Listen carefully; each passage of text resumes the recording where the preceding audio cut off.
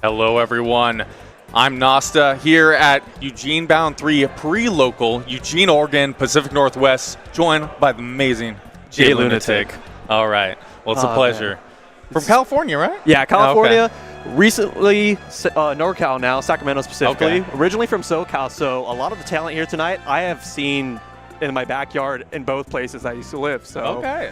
A lot of fun. I can't wait to see everybody pop off, do very well throughout the tournament. I have a lot of people I'm putting my money on. I'm like, you're going to go far, dude. You're going to do far. I want to see this energy tonight and then carry into tomorrow. Get that momentum started early. So it's going to be exciting. I remember I ended up casting the event Beak Bonk, and we had a few people from California out there. Ended up running dubs. I just want to shout, it was Demon and Random NK, right? Yep, Random MK, MNK and Random. Okay. Yeah. It's Random NK is such a great player, a very young player, but phenomenal. He's been tearing through SoCal very well. He's only been on the rise since last year. Okay. And he's become more and more of a threat. I believe for this tournament tomorrow, he's going to be teamed with Toru, a notable Palutena from SoCal. So going to see a lot of great talent there. Here in the PNW, we like our dubs. And not just our dubs, we love our randubs too. You will always find a randub setup over in the PNW. Very close to SoCal's methods, so I love to see it. I mean, the entrance on doubles, I believe we have over 48 teams tomorrow. 48, that's pretty solid. That's a solid number right there. We got a lot of competition, a lot of fire teams that I can't wait to see, like the synergy to carry out throughout all the games. It's going to be a lot of fun. You got like Luis and Send, right? Are Luis they teaming and Send, up? a notable team, very notable at that. I believe they've won a couple brackets in the past. I can't remember the exact number, but very high placing team, very consistent team. They got synergy, like they know each other's backs of their hands. For some reason, they just stared long enough, you get it done. It's the bracket of the people. Like in the end, like who really wins in the venue? The people that win singles or the people that win dubs? I think doubles is cooler because you're like, hey, you got two people against us two. That's both of us better than you. Yeah. So it's a lot more fun in the competition. There's a lot more like sets you'll see throughout early in the bracket where both teams will be laughing and having a good time because you got people going in being like, I just want to play competitively with my homie and have 4 people on the screen watch like some crazy chaos go on. Genesis, I remember walking around and I saw one setup with 4 Game & Watches on the screen, all the players just laughing like crazy. Oh, that's something.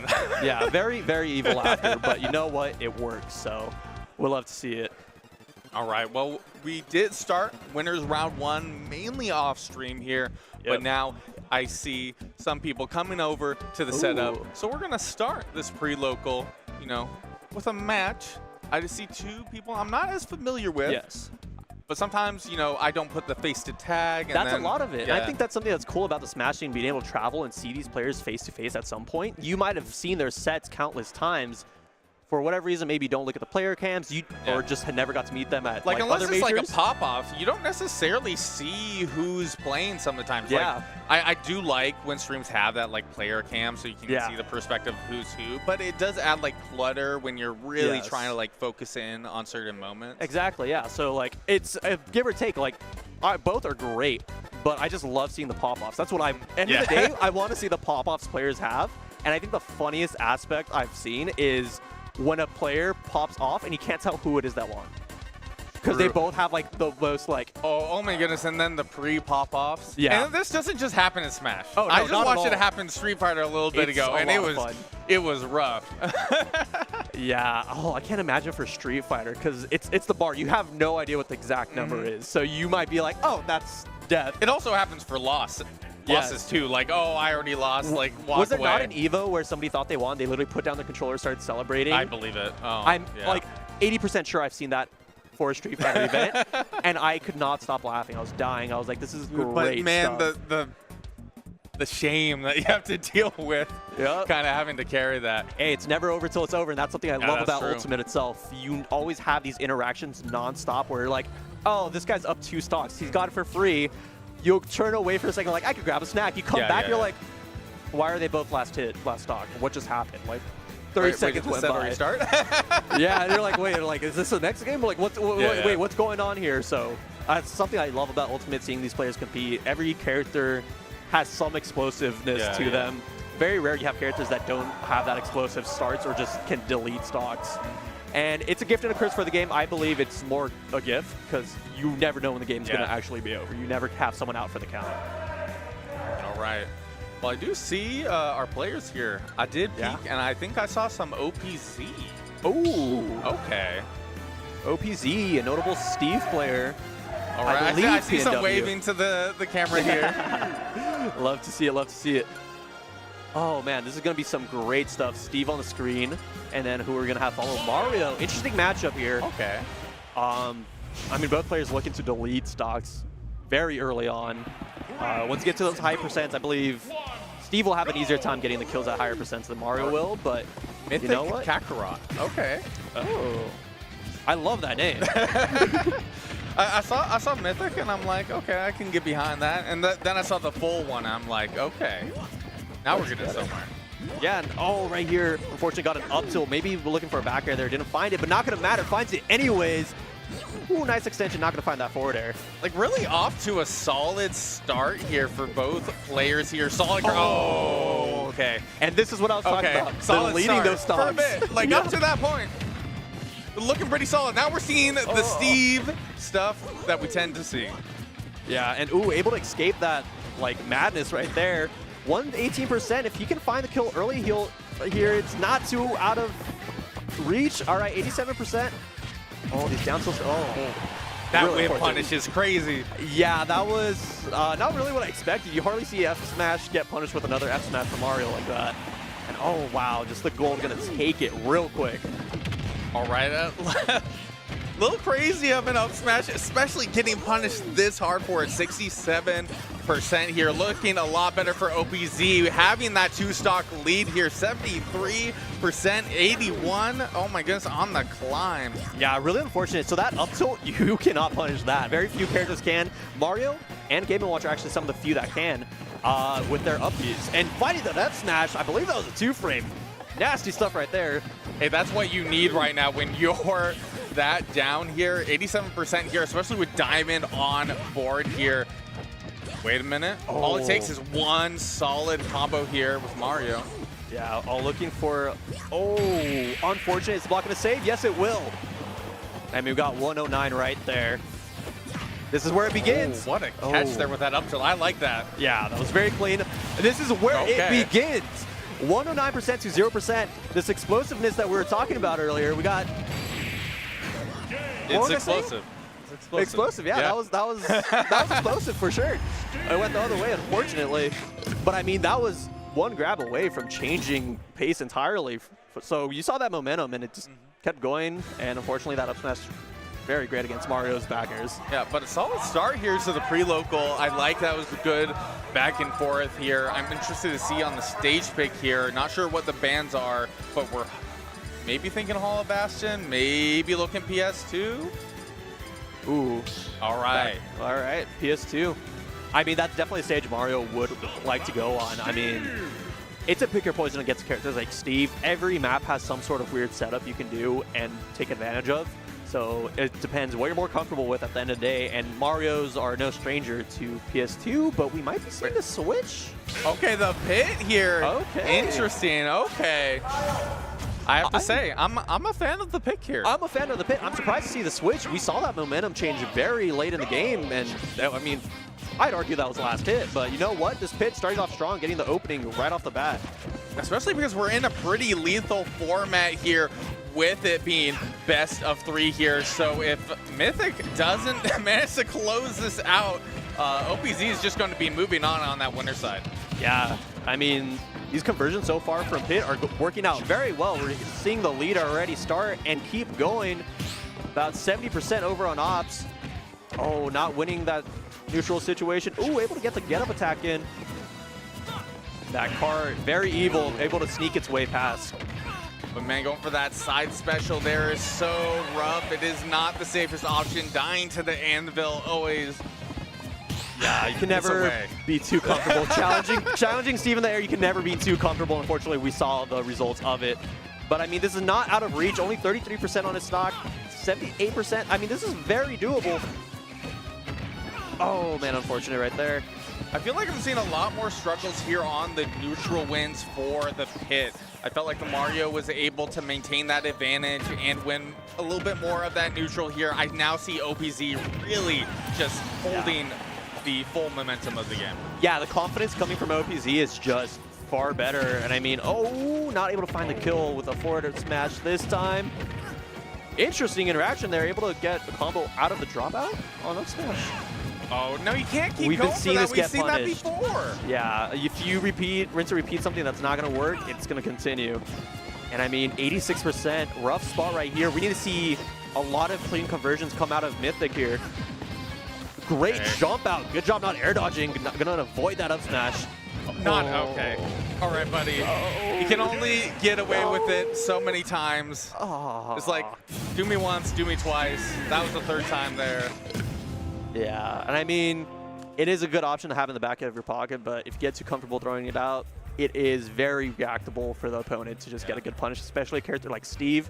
As we saw, an up tilt and up smash immediately just sealed the stock, no issues there. And it's also just one of those things where it's just like I kept on seeing it, and I was like, if you do this in the air, at least you get the drift aspect to it, so you might be able to get away with it. But man, it was just like trying to go for the full call out. Yeah, every time it was just a full call out, and unfortunately it just didn't work out. And I mean, yeah, sometimes you're like, oh, they won't expect it the third time. You know what? Sometimes it works. I can't blame Smash players for going for it, because I've seen some things where I'm like, this person won't go for it the 5th time in a row, and lo and behold, they will go for it. Like the first two, maybe that's conditioning. Yeah. Third one is where it's no longer conditioning. Maybe this is a bad habit. Yeah, so really unfortunate there. I mean, the Mario was very explosive. I wish we saw more of it. The pit had some solid neutral at the start, but after a while, OPZ just got his number down and held the match down without much contestation. Ooh, and here we have BigBoss with Rob coming up. And not quite sure who the opponent is coming up, but I mean, this is a solid match regardless. Seeing BigBoss, a player from Mexico, Tijuana specifically, just be able to pop off in this bracket out of region will be a sight to see. Or just shout outs to Mexico. Yeah. Really showing up to this event. A big reason why EugeneBound tomorrow is as big of an event as it is. Yes, but you know, you gotta stay warm. Come to the Prelocal. You know, it's a little cold in the venue. We don't have a lot of bodies in here just yet. But not quite tomorrow, was it got like 325 attendees or something like that? It is that high, because I think we have like about 280 alone in Ultimate, and then you got Melee and Rivals on the side. So very, very gonna be crowded, very crowded. But you know what? That's how we do it up here in Smash. We all want to get our games, and we're all gonna get them in. And we have a DK versus Rob. Old leftovers versus MKBigBoss himself here. Already trying to get a little bit of that charge there, caught by the laser, but already I'm seeing a little bit of that DK movement. I like to see it. Yeah, DK, no stranger, just having these explosive starts. And I mean, solid 64% against a player like MKBigBoss, who I know is no stranger to DK. You got a lot out in SoCal, a very common region for BigBoss to visit. And we got at least 3 out there. Yeah, I feel like DK's, a lot more DK believers on the rise recently, but man, this character still has some pretty rough matchups. And when I see this Rob versus DK, like if Rob is in advantage, it can be really rough for DK. Yeah, which we're seeing right now. Good DI on that up air. That Nair gonna contest him, let him land. Hold up. Solid grab here. Oh, not finding the up tilt. Finding the late trade. And a spike. Ouch. Oh, those type of interactions hurt so much when you're on the receiving end. All right, but Cole not just out of it just yet, but is taking a lot of damage here on the second stock. I'm not able to find a punish. That could have been bad. And that was very close to just almost being a stock right there. But I mean, Cole is doing such a good job of playing with his top. Gyro. There we go. Gyro. Oh my goodness, 94%. You have to think about it for a second. Yeah, you know, I mean, sometimes it's the things that we think we know the name of, and then suddenly it just escapes you. Yeah, exactly. Yeah. And I mean, not many Robs out in NorCal from what I can recall. And then, I mean, BigBoss is no stranger to getting his name out there, so 157%. A lot of rage behind DK. It's not something to joke about. Ooh, that was a little risky there on that Hurt Boss extension. Solid grab here with the solid punish, but 195, hey, take advantage of the heavyweight that is DK here. But man, MK boxing out here. There wasn't much you could do about it. It was kind of a checkmate situation. Yeah, one of the most exploitable things in this matchup is exactly that spot. When you got to recover as DK and your arms are sticking out, Rob just down is anywhere near the ledge, and you're more than likely deleted. But here we see the grab extensions come out. The 75%, not a comfortable spot to be in. I'm not sure if we're quite in ding dong percent. We might see it here. Oh, unfortunately didn't get the double jump out in time. Looking for the up smash. Ooh, okay. Going for the roll in, caught once again, but MK, oh my goodness, with down tilt to down tilt back air for the coverage. All right, what are we seeing? Gyro set up here, waiting for it. Oh my. That coverage on that is insane. I believe just holding ledge is the best thing you could do there. But just wait, you can't do much else. Keep throwing it down, you know, keep the timer going too. Yeah. Oh man, DK, definitely a rough matchup for DK. I mean, Big Boss showing every tool that can be used against DK. Way too well. But I mean, we saw light at the start there, so I'm hoping Cold can just heat it up a little and just keep it going. I don't know. Sometimes you just need to go in cold. Hey, that's true. And I mean, taking it back to PS2, this is going to be rough. I mean, we saw MKBigBoss just control the stage so well. Those platforms not being able to get used by Cold, I think were more used against him than anything. All right. Yeah, rough start here, but that's kind of what you have to deal with in this matchup. Cold trying to find that opening dash attack here. Just needs to carry this control. Caught by the gyro twice in a row to the back air. Oh. That's just the curse of being a big body in this game. Sometimes things will connect when you're like, oh, I'm fine here for sure. Oh, that's going to be the stock. Great stuff right there. That's just Rob right there. That is epitome of Rob. Yeah, Big Boss, no stranger. He will always land those. I don't think I've seen him miss it very often. So he sees any opportunity, he'll seal the deal. Okay, risky option there from Cold, getting caught by the up tilt. I like having the gyro in hand here, rolling back, trying to keep it on your own terms. Yeah, but I mean, 87% is going to be rough. Has to find his way off the ledge again. Good up tilt with the roll. Wow, back air, get him off stage. Why not? We're going to see the up air come out from Big Boss. No! Forward air able to connect. Ooh, risky spot dodge there. Luckily able to get away with it. Gyro in hand here, throwing it down here. I like the movement, but caught by the down tilt and the back air. Okay, still in this. All right. DI on point. Good positioning. Could be a good switch up here with the control. Oh, not able to find it. This is really rough. Yeah, that ledge invincibility almost doesn't exist when you're living at 150. It'll disappear very quick. All right. Big Boss being aware of this too, trying to maneuver to not grab ledge. And Cold playing it really safe for the most part here, but at such a higher percent, I feel like the damage can kind of be done. And under the stage, not quite, but 190 here. Oh my goodness. Cold is not counted out of this quo. You had to say something. That happened. That's the second time. Second set in a row. All right. My fault there. My fault. Every time I think I see the light and it's just like, nah, we're gone. We're good. But man, that first game from Cold was really solid. I liked the, as I mentioned a lot, was the positioning, the movement. It was really well placed. And then we ran into a situation where we were just seeing what Rob does. Like the difficulties of the matchup. Because Big Boss just is that explosive, and he showed every single way DK could just be explosive in the matchup. I think the craziest thing about that whole interaction is Cold only had to win 3 neutrals each game, I feel like, because he maintained advantage so well. Like, that was the most insane part to me, because Big Boss is no stranger to being a disadvantaged Rob. And he's arguably, from what I've seen, is one of the better Robs at getting out of disadvantage. And Cole did a great job displaying, hey, DK has a great way to abuse these like advantage situations. I'm going to keep you off stage. I'm going to keep you scared. We saw the fuel going down to a minimum from Big Boss. And that's not something you get to see every day, especially in a matchup like that. Like, I just recall from the very beginning where we saw Big Boss just immediately go for the laser. Knew what was going to happen here. Is like DKs, they love getting that charge ready. And I mean, that's exactly one of the things where Big Boss just knows the matchup well. He's played it countless times. And that was insane. I loved the gameplay there. I know it was a 2-0, but Cold kept his feet in the water the whole way through. There was never an ounce of, I'm stepping back, I think this is out. All the way through, it went last stock. So. Like, it went a little bit more rough when we were seeing the second game, where we saw a lot of scenarios where you end up losing your jump, you're caught in a situation where you're going to get hit by Rob's side special, and it's MKBigBoss we're talking about. He's going to get that to a T, knows where you're going to be DIing. So, I mean, for that second game, it was rough for the most part, but I was just impressed that Cold was able to live that long. He lived 190. 190, we were standing around 200 multiple occasions. Yeah, so that's what I found very impressive. And I mean, a matchup like that where I believe most DKs kind of call it in Rob's favor.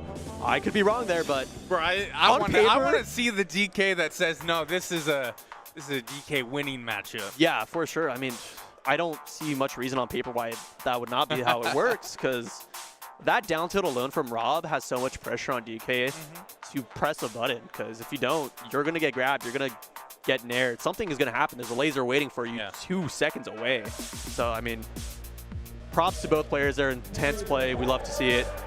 And we got a couple players coming up right now. I believe that is Bricks. We're going to have their San Diego player. I'm not quite sure about the player on the right, but, I mean, something I want to point out is the amount of talent we got from so many different regions. Insane. We got everywhere in California. We even have a small town out in the tippy top of California called Crescent City out here. Okay. A region I didn't even know, which is technically part of NorCal if you want to get like specific, but they're at the very top of California, so I didn't know they exist. The wonderful TO Diego actually informed me. He was like, oh yeah, we got Crescent City boys out here. I'm like, Crescent City? He's like, you guys don't know them? And I'm like, no, he's like, they're literally in California, right above you guys. I'm like, how far is right above? He's like, maybe 6 hours. I'm like, okay, well, that's why. And they're at that point, you're approaching, other state territory. Exactly, yeah. They're actually more involved with the Eugene scene, from what I understand, because they're maybe 1 hour, 2 hour drive, if I understand correctly. But I mean, it's just great to see such a broad amount of players that normally don't compete very often have this as maybe their first like large tournament. Like, we love to see it. I believe we're sitting at a B tier right now. It's just great to see this talent. Very spread out talent. Yeah. All of PNW is out here. We got a lot of SoCal like heavy hitters out here too. Yeah, so, just shout out to like everybody in Eugene. Yeah, shout out to our TO. Like local area. Okay, we got our main TO sneaking up here. Yep. But get the headset on. All right, Nasa, you've been there since the start. Okay, this set, I'm actually super excited for it. I didn't know it was going to happen today. I thought maybe it's going to happen tomorrow because of all the seeding stuff. But Send has been one of those players that I've always wanted from the start. And it blows my mind that he's here today at the Prelocal. He drove himself from Portland after taking a plane from Salt Lake City. That's incredible. And my homie Bricks is my boy. Last time he was here, he got iced out in a legitimate ice storm that took out half the city without power for like 10 days. And he's back. He's back on stream. This is like an incredible moment right here. I'm just super excited to be here, seeing all these hot sets. And, you know, even though we might have lost our B+ ranking, I'm just happy we're all here. Yeah, it's just like, this is amazing. You know, just the competitive drive that I've been seeing in the community lately. And like, as we're about to see right here. Yeah. That's Send and Bricks. Okay. A face I haven't actually gotten to like associate with the name. Sends, literally, I don't know how. I've never interacted with him in person before. Now I'm going to remember exactly who Sends is. Like, I haven't seen Send in a minute. I'll be honest. I saw the hat and I... The hat? He's got the Marvel thing going on. When I see the hat and I see the white skin tone, I kind of generalize a few people. But back to the game here. We got Piranha Plant here over the nest here and into Snake. Okay. Yeah, and I mean, this is going to be insane stuff here. Okay, 71%, pretty even to start with. I mean, Piranha Plant, I don't think this is an easy matchup for Piranha Plant. I'm sure there's a lot of niche things that are really cool. Ooh. Speaking of cool, speaking of. And a little niche, I'll give you that. In terms of the representation for this character, relatively rare. I know one of the top representatives is all the way out in Ireland for Piranha Plant. So, wow. This is a rare character, but I want to mention something for both these characters. Both these characters have pretty deceptively high weight values. Like, Piranha Plant is almost border on, like, heavyweight. Yeah. There's like 100 pounds at least in just the pot. Yeah. Maybe 1,000. We don't really know. But able to live a lot. That up to definitely, whoa. Oh, no. And then we got and the set. Oh, that is damage. Oh. Got a smirk right there from Briggs, and I'm like, damn, that was pretty cool. I got to give him that. Yeah, you just got to get back to that snake game here. Winning with a lot of these trades. Ooh, almost having to set up, but not quite. Getting ready here for the get up. Getting rid of that C4 here for a later setup. All right, little bit of stall here from Sen. Playing it careful. Slower character. Yeah, getting that Poison Cloud up. Why not? Oh, he's living. Okay. All right, cool. Hey, if I'm Briggs, I say we take those here. Yeah, always. I mean, Sen saw an opportunity for maybe getting a clip in. That would have been a sick spike regardless, but unfortunately didn't find it. Okay, really fishing here. Okay. Interesting trade there. Okay. Barely able to make it out. Oh my goodness. Man, just barely not able to get that ledge invincibility, man. Yeah. It was so close. But Sen, good knowledge there. Yeah. Able to close that out. Yeah, that's exactly what we're talking about. Those niche situations where it's like, yeah, there's just things you don't know as either player could happen. And we saw it. The down B coverage on an air dodge from Snake is not something every character can do something about very easily. Oh, the Samus swap here. Okay, I've seen a little bit of the Sen Samus. I feel like it was a little bit more in the recent years, if I'm not mistaken. Like, Samus is just that character that everybody dreads running into in bracket. Not the most popular character, and in top-level representation, I feel like it's a little died down. I don't really see too much of, like, Quick or Siski as much here as we've seen a little less events over the year. But Samus. Oh, wow, great neutral air. Gonna take the stock. Questionable DI there. But I mean, that neutral air is also very deceptive. So I do not doubt. All right. See right here. Sorry, some beautiful man is just like distracting me off screen. But back to the game here. Okay, Briggs. Okay. Not too far behind here, but it was a really convincing stock there earlier from Send. And I see the kind of mix in here on the charge shot, also kind of baiting and conditioning here as well, right? Yeah. Because you can go for the full charge shot, or you can kind of wait it out here, going really deep there, trying to interrupt. Yup, special. Okay, low profile and the catch. Okay. Nikita gonna take it. Oh, unfortunately sent the wrong way. Finding a two-frame on that. But teching those, that's kind of insane. Good stall, good patience here. Oh my goodness, that dash attack doing numbers. Oh, missing the grab, unfortunately. Got crossed up. That was insane play from both players there. They played that to the T. And unfortunately, just no stock was taken. I thought that C4 caught. Back here, not going to be enough, though. And as you were mentioning, that charge shot is so great at conditioning. It's one of arguably the best conditioning tools in the game. Definitely can be here. Okay. Wow, getting that shield out just in time. With a little low profile. I like the space that Brooks is taking, but man, a little overzealous there towards the ledge. Great forward throw. Interrupting the tether. Great stuff right there. Okay. Unfortunate. Great pressure right there at the ledge. Oh, going really high here. Okay. That should be death. That is a grab. Yeah. Samus, one of the characters where you're like, oh, this kill throw would never kill me because you have to be at such a high percent. But Samus, no stranger, just tacking on damage, and the next thing you know, you're like, oh, I am at 180, 170. This is an actual threat to me now. All right. Oh, Brick's taking quite a bit of damage here. Nice use of the grenade there off of the shield. Really trying to get a lot of these grabs, from what I'm seeing, is not really working out. Okay. Able to find one right there. Maybe able to find a way back up. Nice. Oh my goodness, had the call out too, knew what was happening, but just when it came time to act. Yeah, really unfortunate stuff. I mean, these B reverses from Briggs are working so well in his favor. Every interaction where it just looks like a checkmate, able to escape ever so slightly.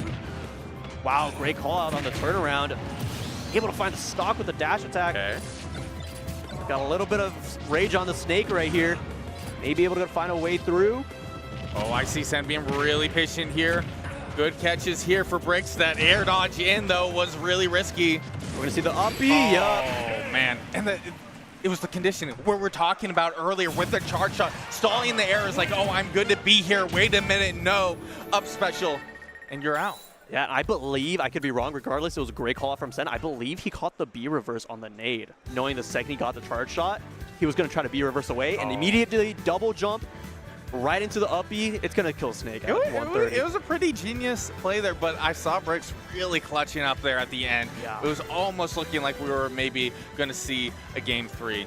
Yeah, but really unfortunate stuff. I mean, great gameplay. I mean, Sen is, I'm pretty sure, a top 8 seed for tomorrow, and we have Bricks. Oh, 100%. Yeah, and able to contest just on a fundamental level that well is always a good feat to get. I mean, what characters like that we saw on the screen, there's skill involved. There's fundamentals to a T, the patience that's practiced, especially with Samus and Snake. You got to be patient. You do not just win that off of being like, I'm going to press W and run in. You have to get the right calls. You have to explode at the right times, and we saw it there with Up to seal the game. Like, Sen has been over multiple years consistent top representation for Utah, being the top player for the region for quite a while. I want to shout out Krieg. I don't think Krieg is here. I don't know if they're traveling as much.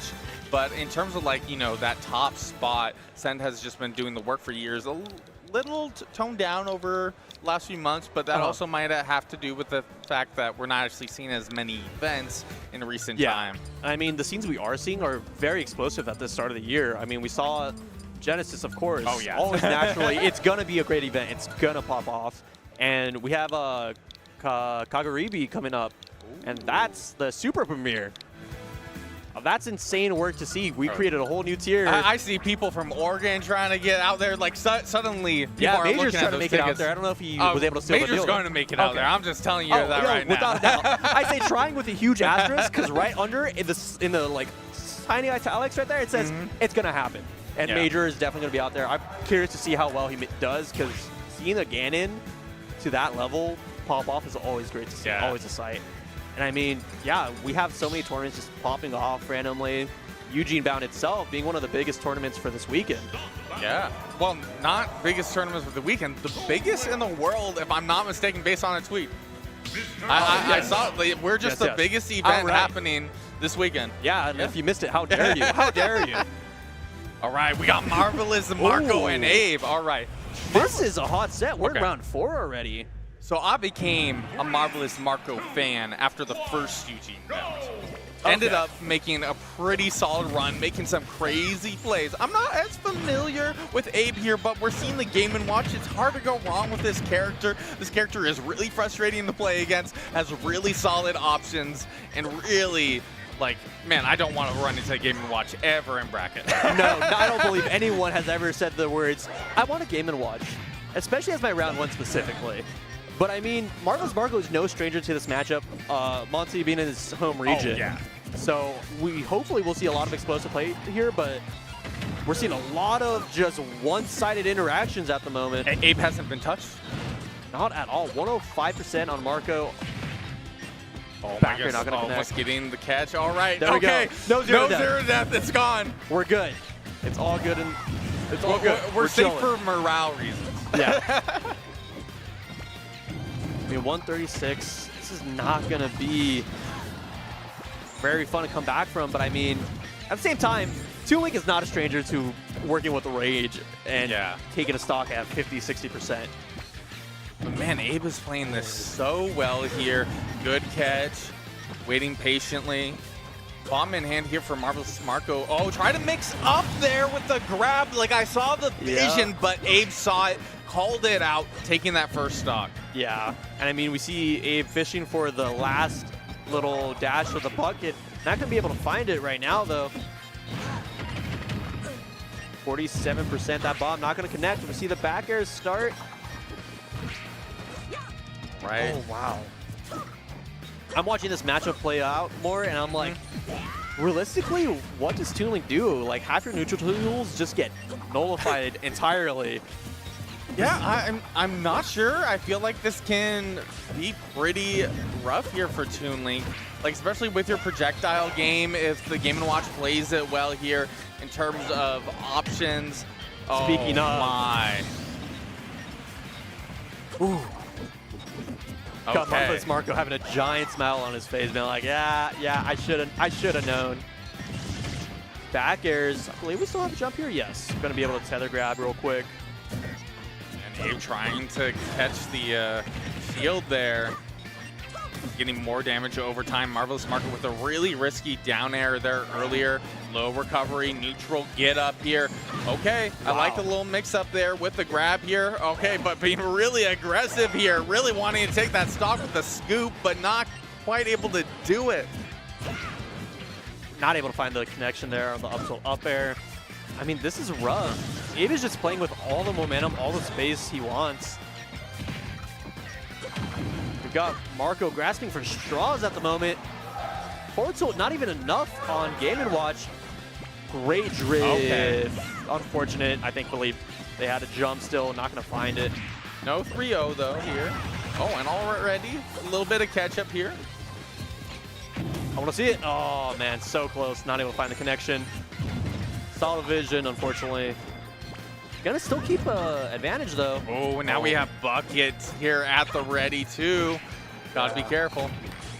I believe at this point, we'll just see the jab Bucket. Looks like Abe is kind of going for it. The crouch bait out. Working very well. All right, in a really good spot here from... I wasn't going to say a forward air, but Marco Polo, where's Marco?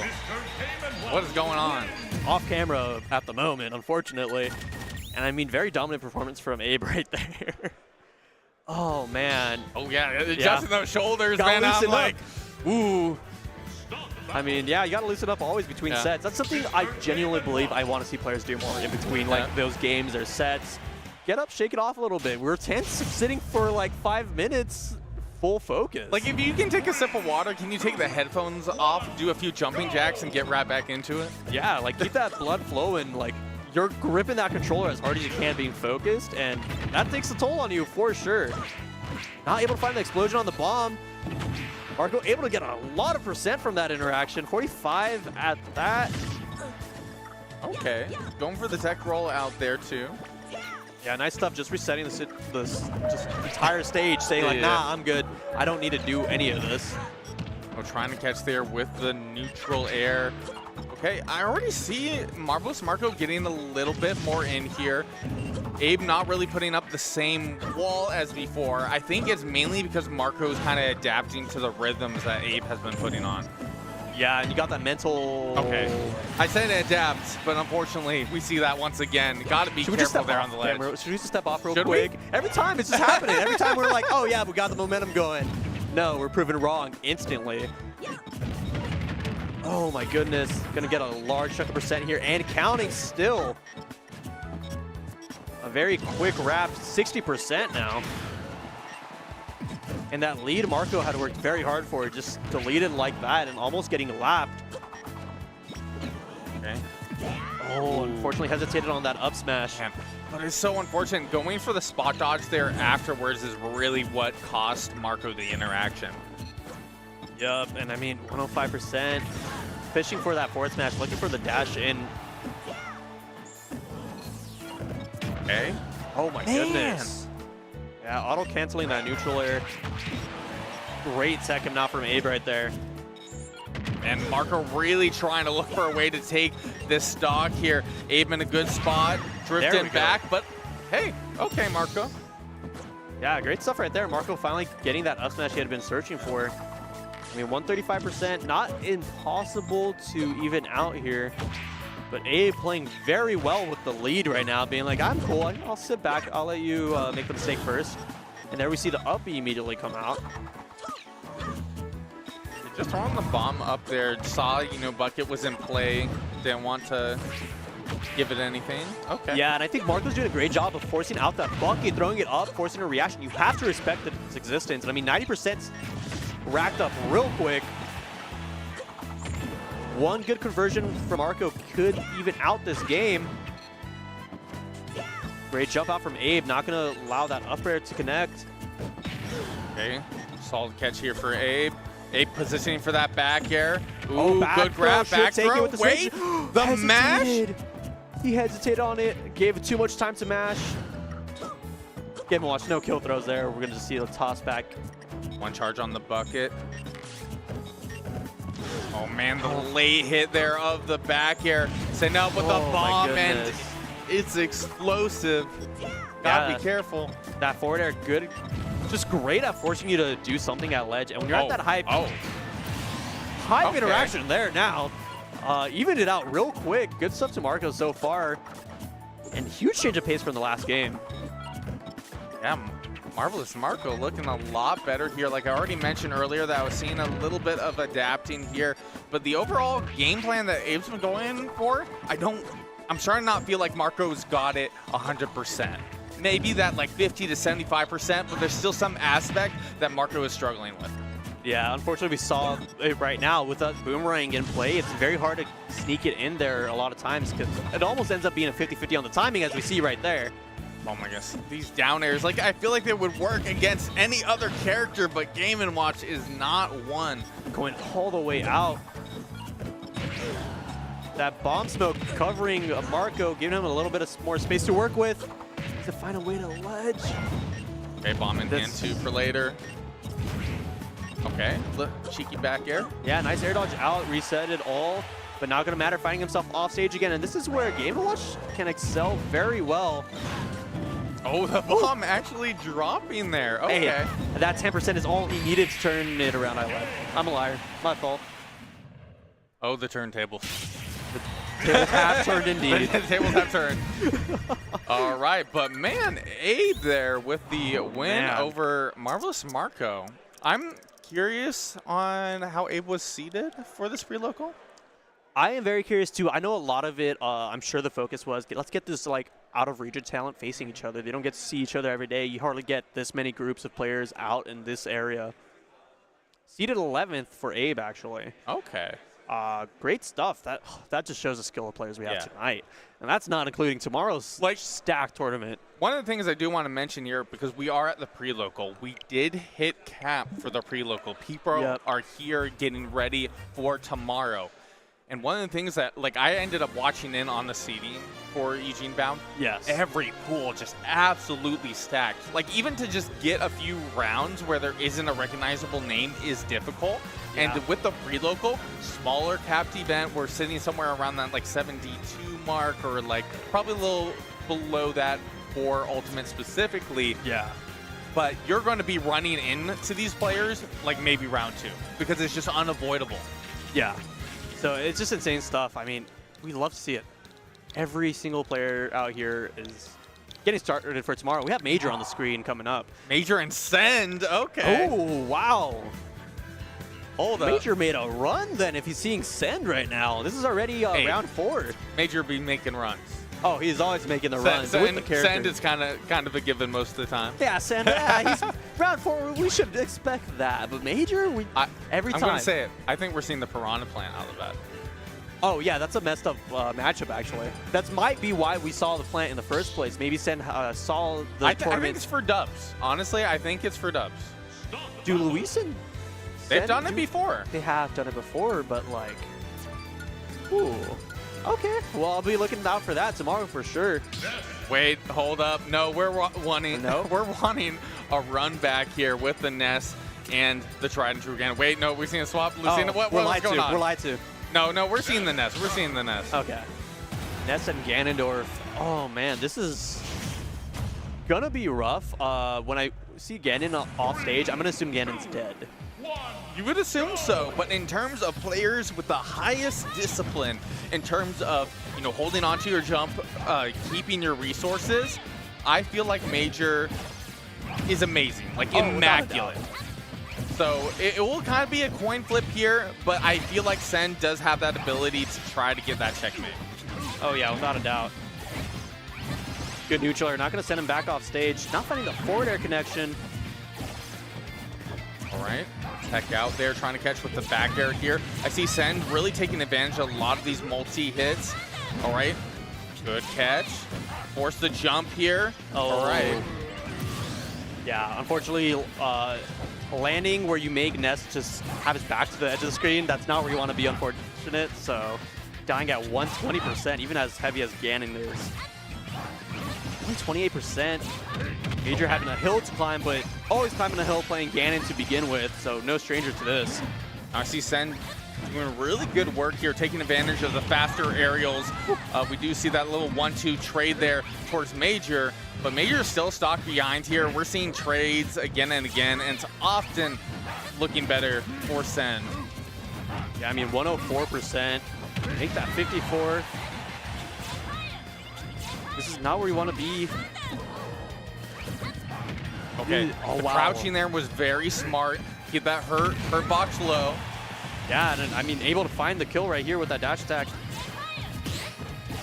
Oh, man. Okay. Oh, solid grab here. Try to catch with the dash attack, but send a little late there on the option, which helped out. Okay. Not finding the sweet spot on that back air. Great recovery. Gonna deny any sort of retreat. Oh, this is going to be a really good catch using the jump here. I don't think it makes this back. Not making it back. Yeah. And Sen just making sure. Yeah, you got to be sure. I know he's falling off the screen, but no, we've got to be sure. You never know what can happen. Double PK extension. fire. Man, that's a lot of percent, man. And caught here off the jump here is really... Wait, no, still have the jump. Hold up. Sen is looking for the Twitter clip. Saw it earlier on stream. Ooh, okay, good damage. 99%. Man. Oh, wait, what a grab. You're stuck on the platform. You're Go stuck for there for it again. eternity. Oh, no! Okay, had the setup there, but unfortunately, Major not able to catch there with the down air. Now in a really scary situation, going for the up special. That's gonna be it for game one. But man, the pop off over in the crowd.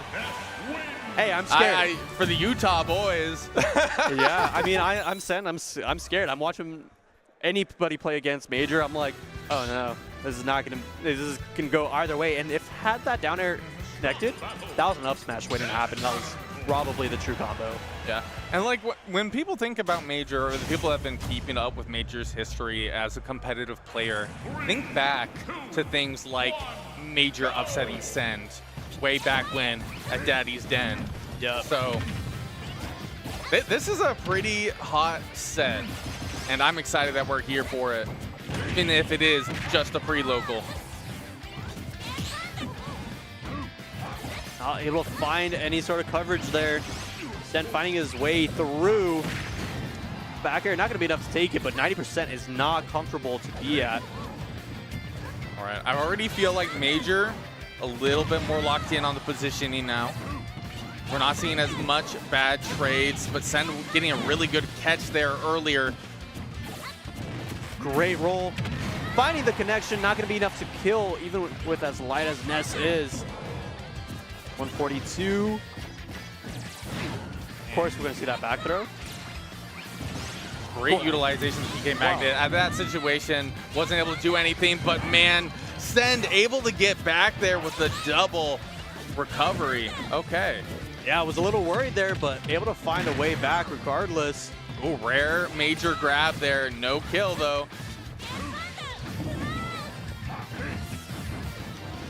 Okay, avoiding the PK Magnet. Okay. That pullback working out very well for Major, just saying, I know you're going to look for something to start here. Okay. Brave double jump into that up air. Oh, really risky call out there. Now put off stage, utilizing the jump, going the up special, able to make it back. Not quite, but able to thread the needle here. Now Sen caught out here, trying to get the spike, but what a tech there from Major. How did no one die there?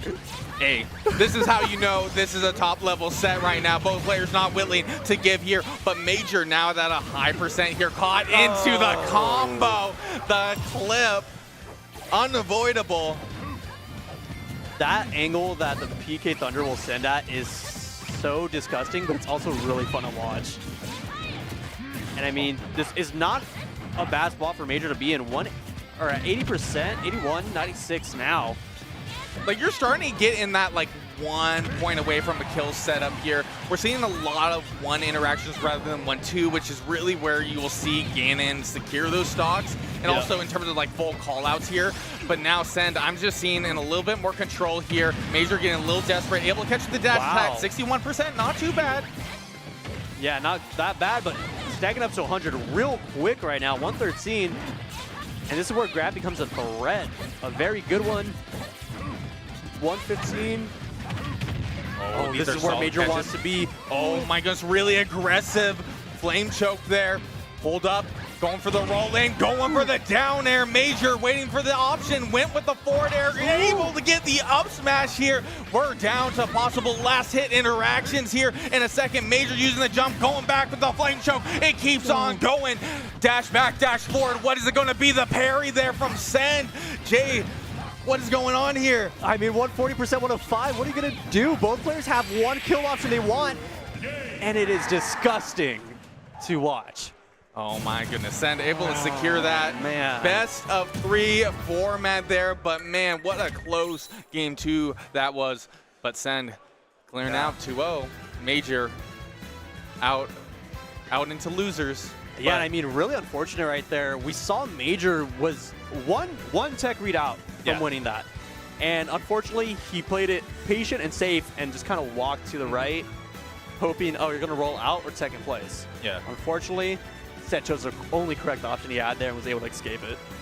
Yeah, and that was also just like in the game 2 there, you know, didn't have much leeway, really made Major lock in, I feel like. But losing that first game, it's just so rough in this best of 3 format. Yeah. You got to be on top, but we do got to run on time. So I'm sorry, we're not doing best of 5 for the pre-local until top 8, I believe, or somewhere around there. Yeah. So like we'll be getting more and more hot matches. It's just going to be, you know, this is a killer's bracket right now. Yeah, I mean, oh man, we got a lot of entrants tonight. And I believe format for tomorrow, I believe top 32 is best of 5. So we're going to see a lot of heat tomorrow. And we're getting just a little bit of preview with this pre-local, so we'll love to see it. I mean, I don't know what the bracket looks like if we're going to see Send in a major fight at EugeneBound. But if we do see him fight tomorrow, I would love to see the run back. It could still happen. I believe that was on the winner side, if I'm not mistaken. Ooh, okay, okay. Hopefully we could find that. I find it hard to believe that Send and Major were knocked into losers together this early. Yeah, that's insane. Production's looking at me as like, what are you even talking about? Like, actually just trying to spread false information if you're saying that. All right. I mean, yeah, we got a lot of players just sitting at friendly setups, getting their games in. We got plenty of setups. I believe we have 60 total. 60 total, and I want to talk about this because we've had this, at least it's EugeneBound 2. I don't know if we had it for EugeneBound 1, but the recording setups, so many.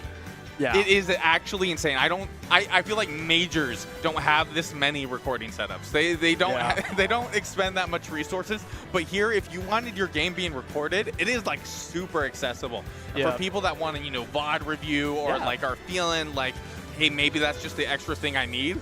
Like this is the event to deliver.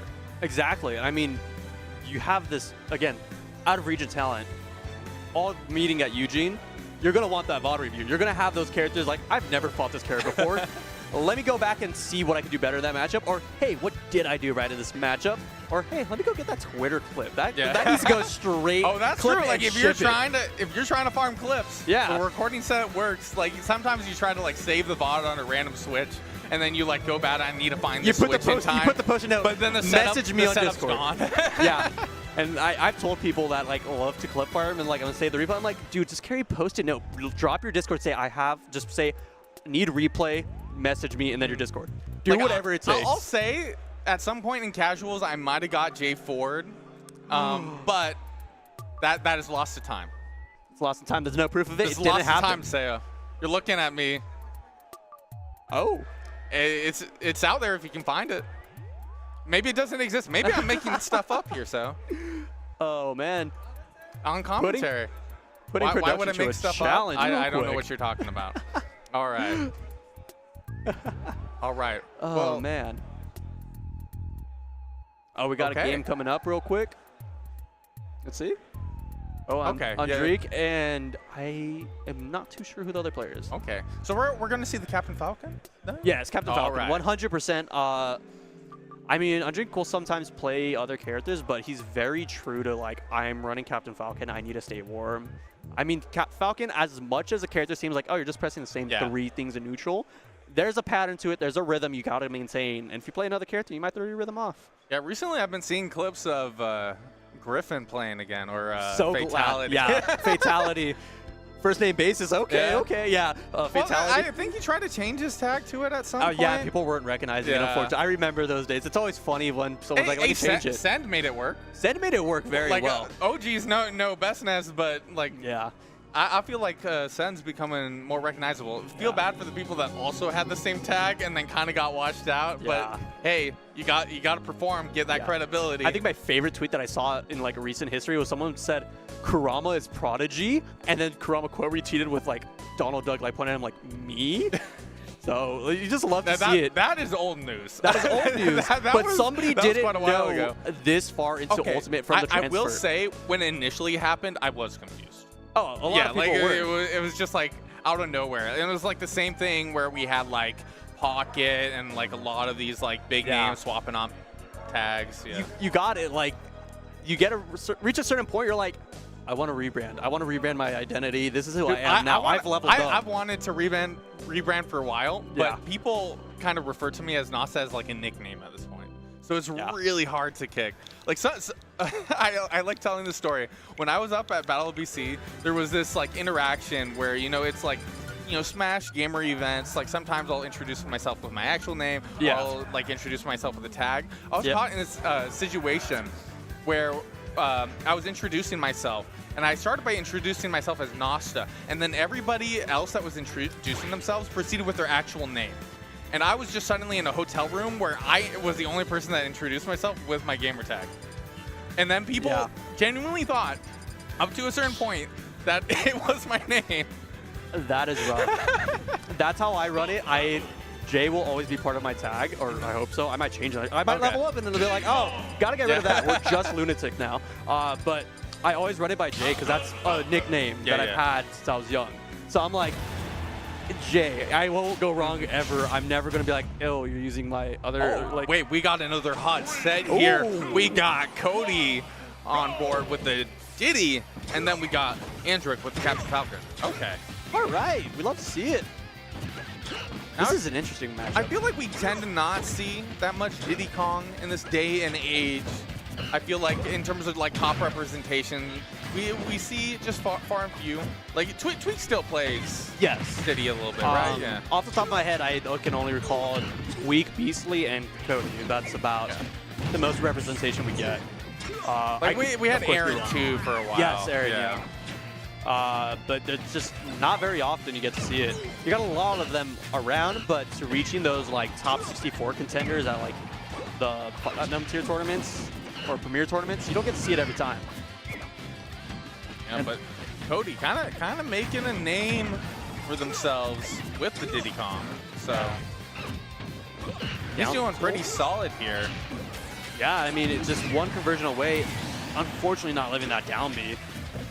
Yeah, that was kind of like a full-on call-out. Like, you got to be like, hey, that's on me. Yeah, I mean, Andrik is no stranger to it. He's like, I can press this button. Why not? Like, I'll get away with it. I mean, dying to the up smash 170%. It was bound to happen. All right. I'm looking for some of these early banana combos. I feel like this is where the character gets pretty exciting. Good positioning and good patience there from... And the knee mixed in. Okay. Yeah, no hesitation. Said, yeah, let's just add some spiciness to this real quick. Like, I know you're not going to jump here, or I know you're going to jump. It's one or the other. Able to make it back to stage. Interesting seeing Cody run off and not take advantage of Diddy's ledge trapping that you get to see very often. Unfortunate SD. So I think what ended up happening there is when you go for that monkey kick, you end up losing your up special, if I'm not mistaken. I believe you have to use a double jump or wait a certain amount of time. I think it was a misspacing on the air dodge. Oh, right. It was really unfortunate. Ooh.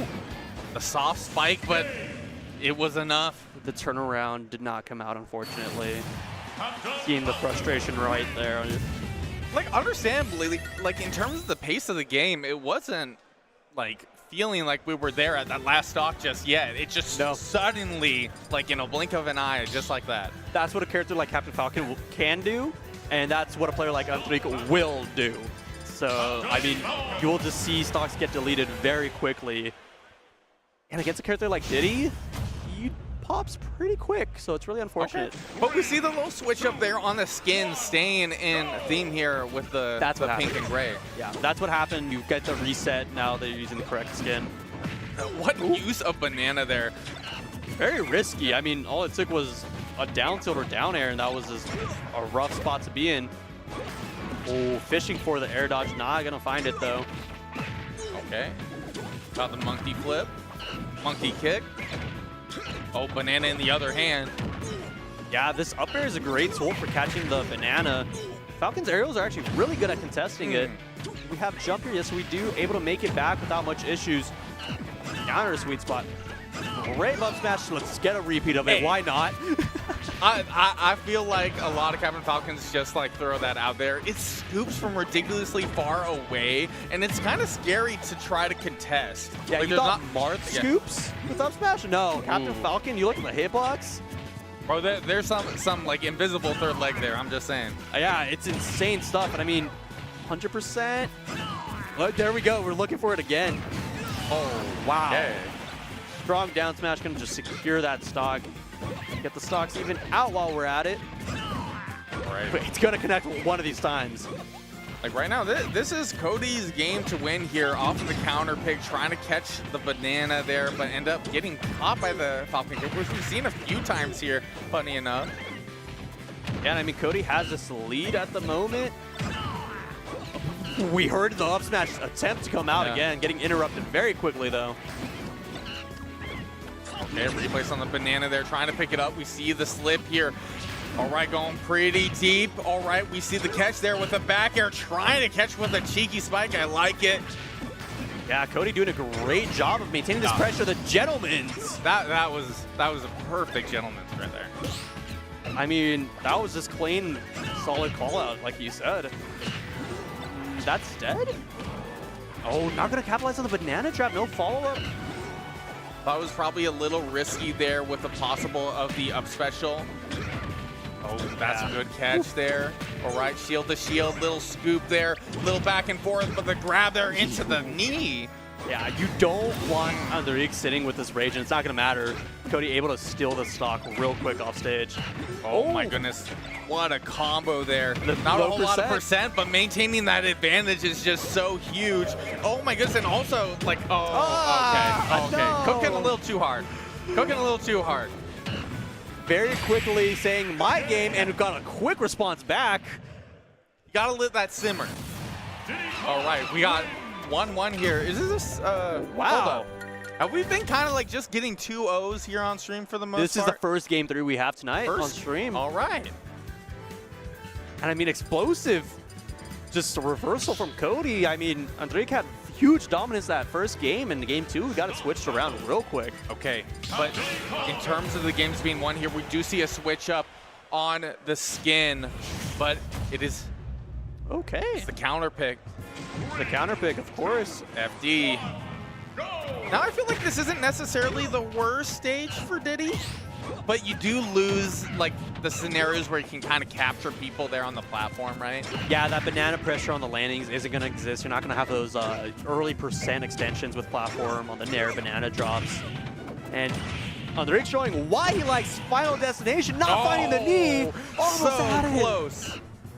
Oh, man. Okay, okay, just almost to the sun there. Okay. What was that? Hey, if it ain't broke, don't fix it. I mean, Cody teleported there. I thought Cody was above stage, but I was completely wrong. Oh, solid catch. You're in the spike. Oh, my. Wow. Okay, we're seeing why this went to a game 3 here. Spike back to back. All right, Cody a little bit behind here, but not in a bad situation to keep control of the stage. Positioning for the back here, going for the monkey flip away, throwing the banana out in the other hand here. Oh, we saw the air dodge. I'm seeing a lot of those American air dodges there, like the coverage. Oh my goodness. This stock, a lot slower pace. It's going to be a moment. I am eating my words once again this stream. Explosive knee going to say no. And this is where Andrik starts getting stuff. You're stuck in a tight spot. Get it reversed once again. Why not? Oh, I like the banana. It was almost in a good position, but not quite. Oh my goodness, we've seen scenarios there with the spike. Oh, caught once again, footstool there, trying to get the reset here. Really wants to get that clip here. We're seeing the up smash come out, right? Oh my goodness, the trip. No cash out. Banana in hand is a tough spot. Okay, probably gonna throw that down. All right. Oh, good catch. No. Oh my goodness, but Monkey flipping right into the knee. Oh my gosh, what an explosive plays from both sides there. Fortunately, game 3, just Andrik had more explosive opportunities and just sealed the deal very, very quick on that last game. Yeah, I do feel like having the counter pick definitely helped out a bit, but hey, you can always just win your round 1. Exactly, and I mean, we saw it there, the no platforms, free reign on the footstool to just down there again, why not? Man. Oh man, we'd love to see it. Love to see First game 3 of the night here at the EugeneBound 3 Prelocal. Would not ask for it any other way. That was the best game 3 situation we could have started off with for our first game 3 of the stream. Yeah. Explosive plays on both ends. They were responding back and forth like the start of a relationship with just saying, here's a stock, here's your stock, all right, you're deleted. Like, yeah, but now we see who wears the pants, you know? Unfortunately, yeah. Oh, man. I mean, great stuff. Andrik, I'm pretty sure it was a higher seed in this situation, so Cody to contest that well. It's not by much. Not by much. Very close. Again, at least round 4. I'm referring to tomorrow's seeding, at least in my head. So I don't know what it was here specifically for the Prelocal. Yeah, and from my understanding, for a lot of the seeding for tomorrow, it's not necessarily this true representative of skill levels. Something I appreciate about EugeneBound is they were looking day and night through the brackets, taking the requests and being like, we want to make sure you don't fight the people you see at your locals. Yeah. You're coming from out of state, there's no way for the first 2-3 rounds you're fighting your homie that you drove up with, sort of deal. They did a great job of minimizing that. And we're going to see a lot of sets you would never get to see at another tournament from these just sporadic characters that don't get to travel out much. I mean, PNW or specifically Oregon, doesn't travel very much.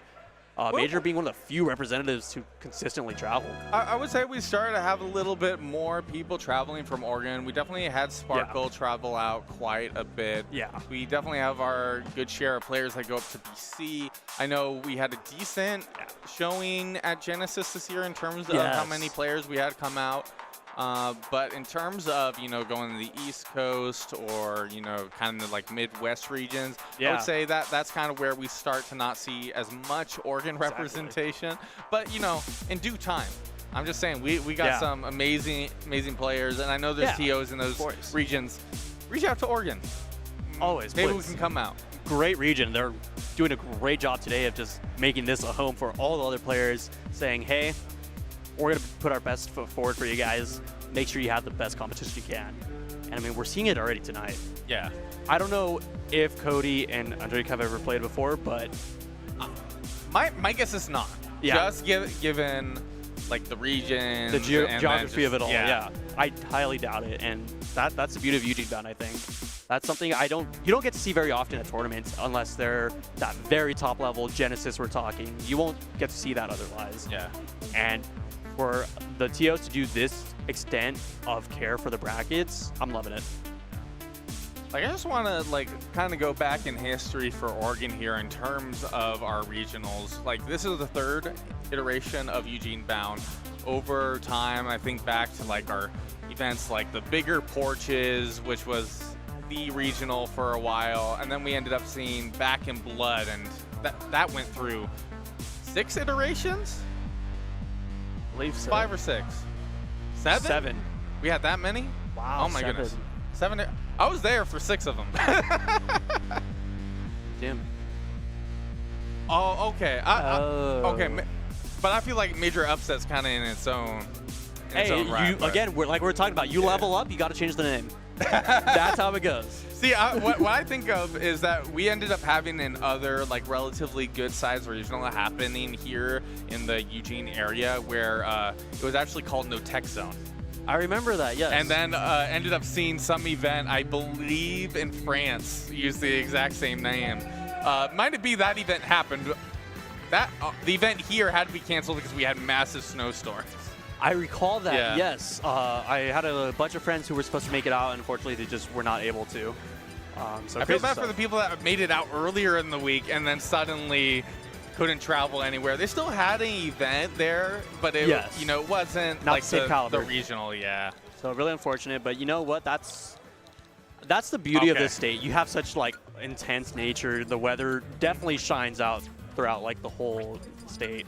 And I mean, the drive up, I did have to drive through a storm, but you know what? It was really cool. That was my first time ever seeing snowfall. Really? I had never seen like fresh snow before. Never. Never.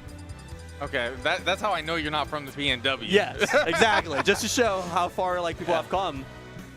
There's a lot of people driving tonight that are going through that area, and it might be their first time seeing snow to that extent. Okay, so we have another hot set here. We got Psionic, a Lucina player. To a Yes. lot of people in the Ultimate scene, especially down here from like Eugene to Corvallis, considered one of the best players. Okay. Maybe not, you know, top of that PR. Should you put Psionic in losers? Oh, so Wow. okay. Oh, so we got a little mess up here on the run. So now we're on the loser side here on the stream. Okay, okay. Okay. Hey, we're flying through these sets tonight, and you know what? This is a fire set. I always love seeing my boy Random MNK from SoCal. Huge like improvement in the past like year for him, nonstop. He has Sephiroth, Corrin, Aegis. He's got it all for sorties. Like I've recently become familiar because such good play over at BigBoss over in Moscow, Idaho. But now we're in Eugene, Oregon, EugeneBound 3 Prelocal, starting PS2. Yeah, and I mean, this is going to be some great play. We have Sheik versus Aegis. This is going to be an interesting matchup. You have a character searching to just like tack on damage consistently, and Aegis will just turn it around randomly. Pyre's going to be deadly. Like you were talking about both, or specifically Random MNK having a lot of characters to work with it. Psionic, on the other hand here, doesn't just have a really good Sheik, also has a really solid Lucina, as well as a rare Mario that I tend to not see outside of Squad Strike. So we're probably not going to be seeing hit here today. But Against a player that plays only sorties, especially not. I'd hope not. yeah. But we have two characters that I feel like people see and I'm like, these characters are going to struggle to kill. Yeah, without a doubt. I mean, oh, wow, finding the down tilt up smash very quickly. Love to see it. I mean, that's something where I'm surprised we're seeing just Mithra out right now at the moment. We didn't see Aegis come out, or the Pyre come out whatsoever. I think it was kind of like a deceptively quickly taken stock. Oh, and wow. I don't think Random MNK was necessarily prepared for it here. Okay, I like the up smash there. But yeah, okay, now we're seeing that switch here. Okay, so we might not necessarily see it for a weight difference, but we're gonna see it here for a punish. Beautiful drag down and extend the and get the situation spot on here. Able to make it back. Random not able to maintain advantage. Not gonna matter when you got that back air sneaking in. Okay, quick swap back here. Good patience there on the shield. Good Great discipline. Okay, a little early there on the needle Psionic, you know, trying to control the space, but I'm seeing good, well-placed jumps here from Random MNK. Yeah, and I'm not sure how comfortable Random is in a matchup like this. I don't recall there being any Sheiks in recent history in SoCal. Of course, we have Void, but not very frequent attending. So not something you get to see very often. Yeah, when I think of like non-frequent attending, I kind of think of how Plups Oregon. Yeah, exactly. 82%. Oh, trying to find that forward smash, sneak it in. 125. Up air, not going to be enough, able to live it. Curious switchback, looking to just tack on damage. You do have that rage behind Mithra. You can steal stocks at awkward percents. Now, in terms of getting these confirms here, I feel like Random MNK has been a little bit more struggling, ended up having the ability to secure up on the platform earlier with the up smash and then follow it with Pyra. But Psionic, I feel like, tends to have this down to a science. Able to kill with a dash attack there, 188%.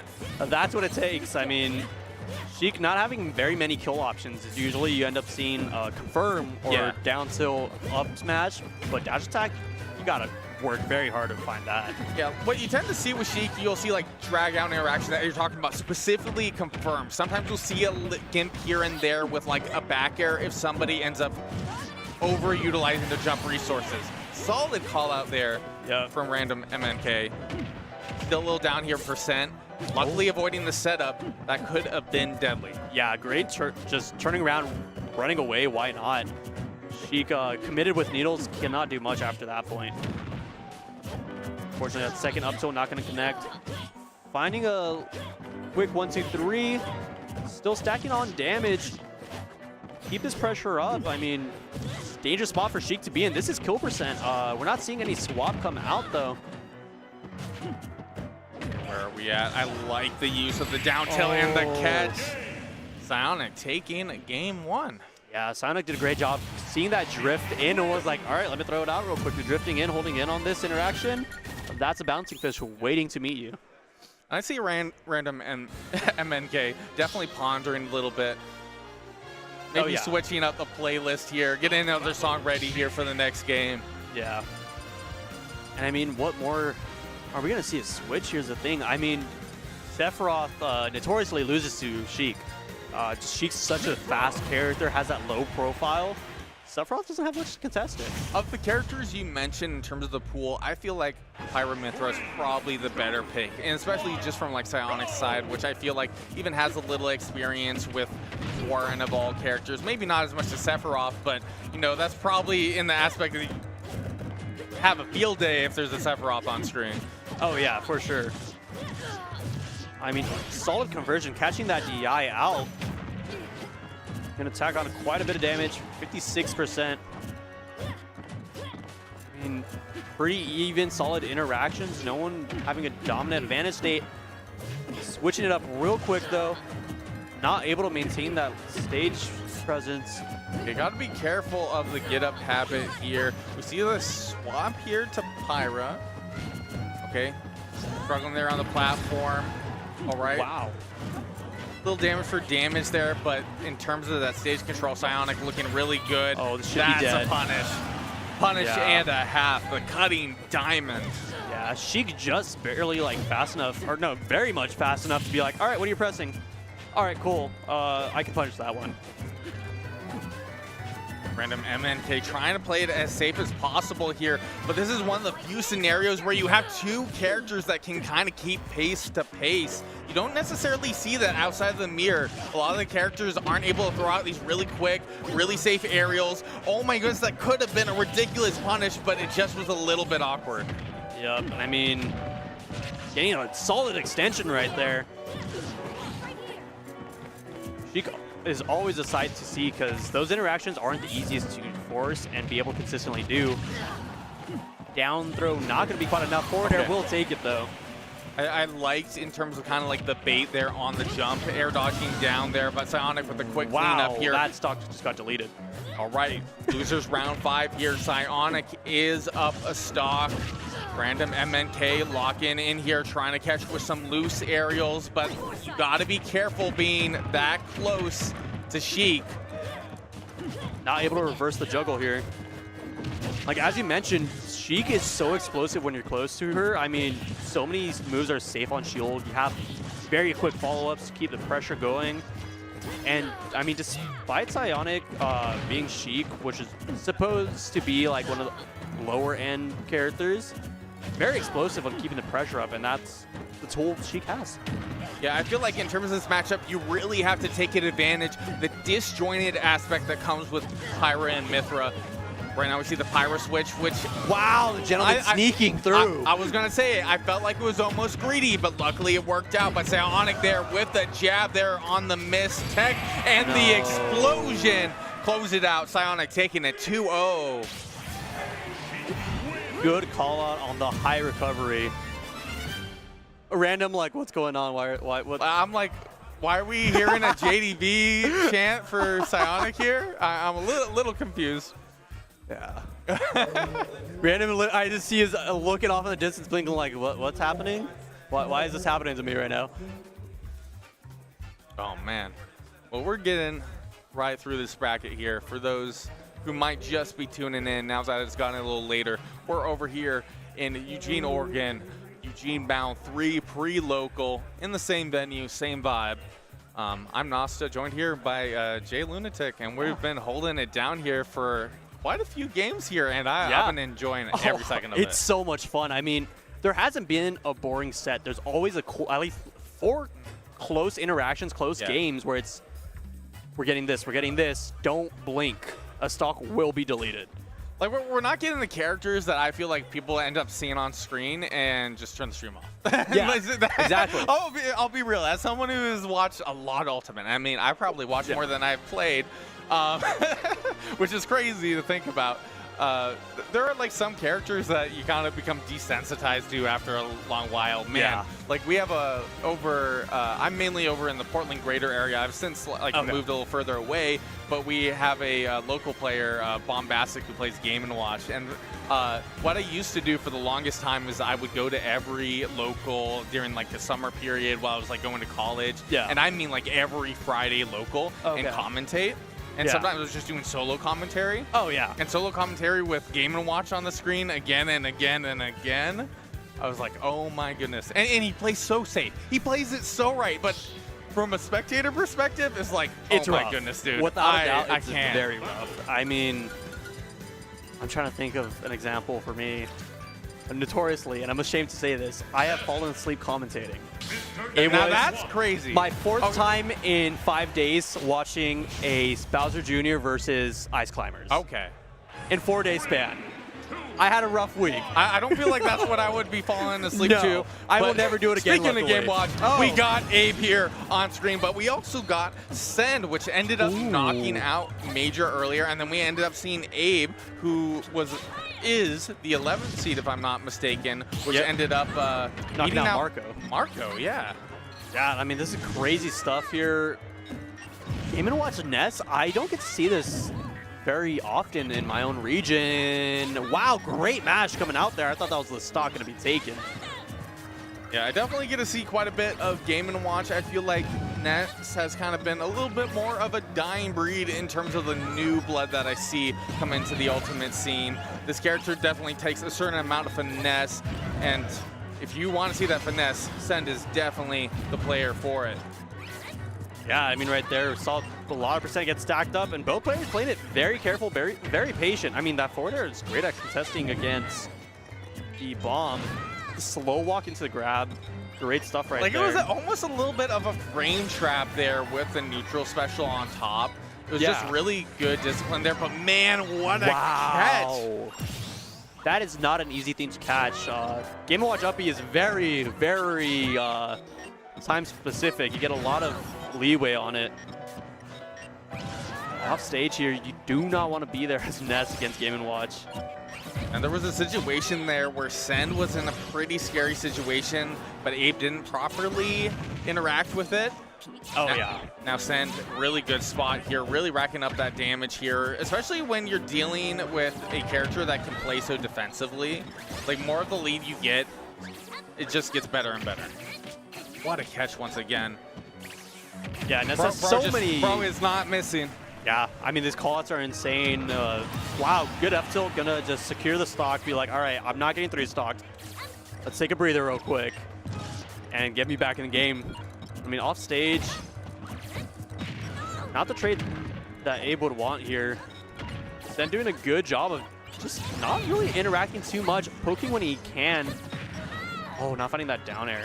Like, weirdly enough, I feel like Abe's struggling with the floatiness of Ness in terms of the positioning, where we ended up seeing earlier with Toon Link, which is a little bit different.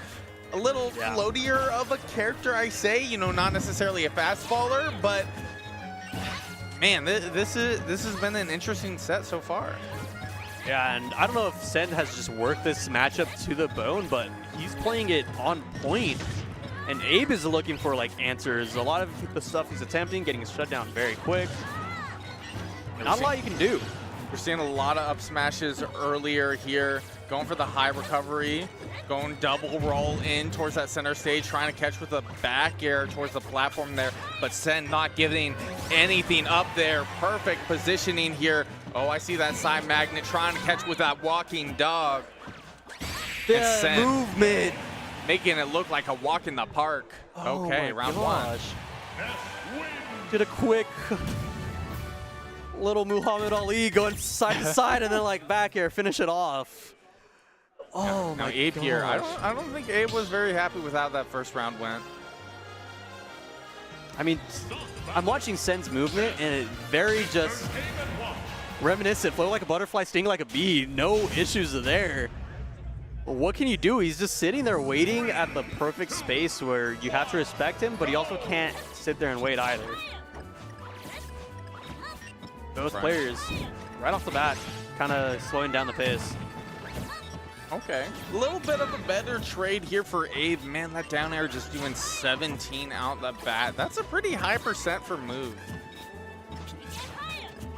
I mean, they all just went full low gear here. They do not care. They're like, all right, every time I approach, it didn't work. It's your turn to approach. And Abe doing a great job of not getting too aggressive. And these yo-yo setups doing wonders there. Oh, the drag down there as well. Sen getting a little greedy there with a neutral special, but was in a position where he can kind of do so. Yeah, and I mean, there wasn't much risk in that, luckily, because he did have advantage, but he did sacrifice the control he had. Oh, wow. What a, great mash. Sen's mashing is insane. Back throw barely not killing. Great DI coming out from Abe. Are we going to see that down smash come out? Yeah, it's not going to find any sort of connection, though. Good stuff. Keeping the pressure up. Okay, trying to catch her roll in there. You know, it was a non-committal option. Yeah, I mean, 116%. Good work right now. On Abe's part, 95, 101. Sen is not allowed to touch the ground right now. Let's see how he makes it back. Great air dodge against the stage. Oh, really trying to utilize the chair there, but the scoop there from the forward tilt from Sen, securing that first stock here, using the PK magnet to kind of mix up the position here. Okay, going for the aggressive angle there. The chair is still not enough to do it. Abe able to catch with the back air. Okay, we secure that first stock. 0%, not too bad. Yeah, I mean, solid stuff. Just resetting it all, saying like, yeah, let's get it.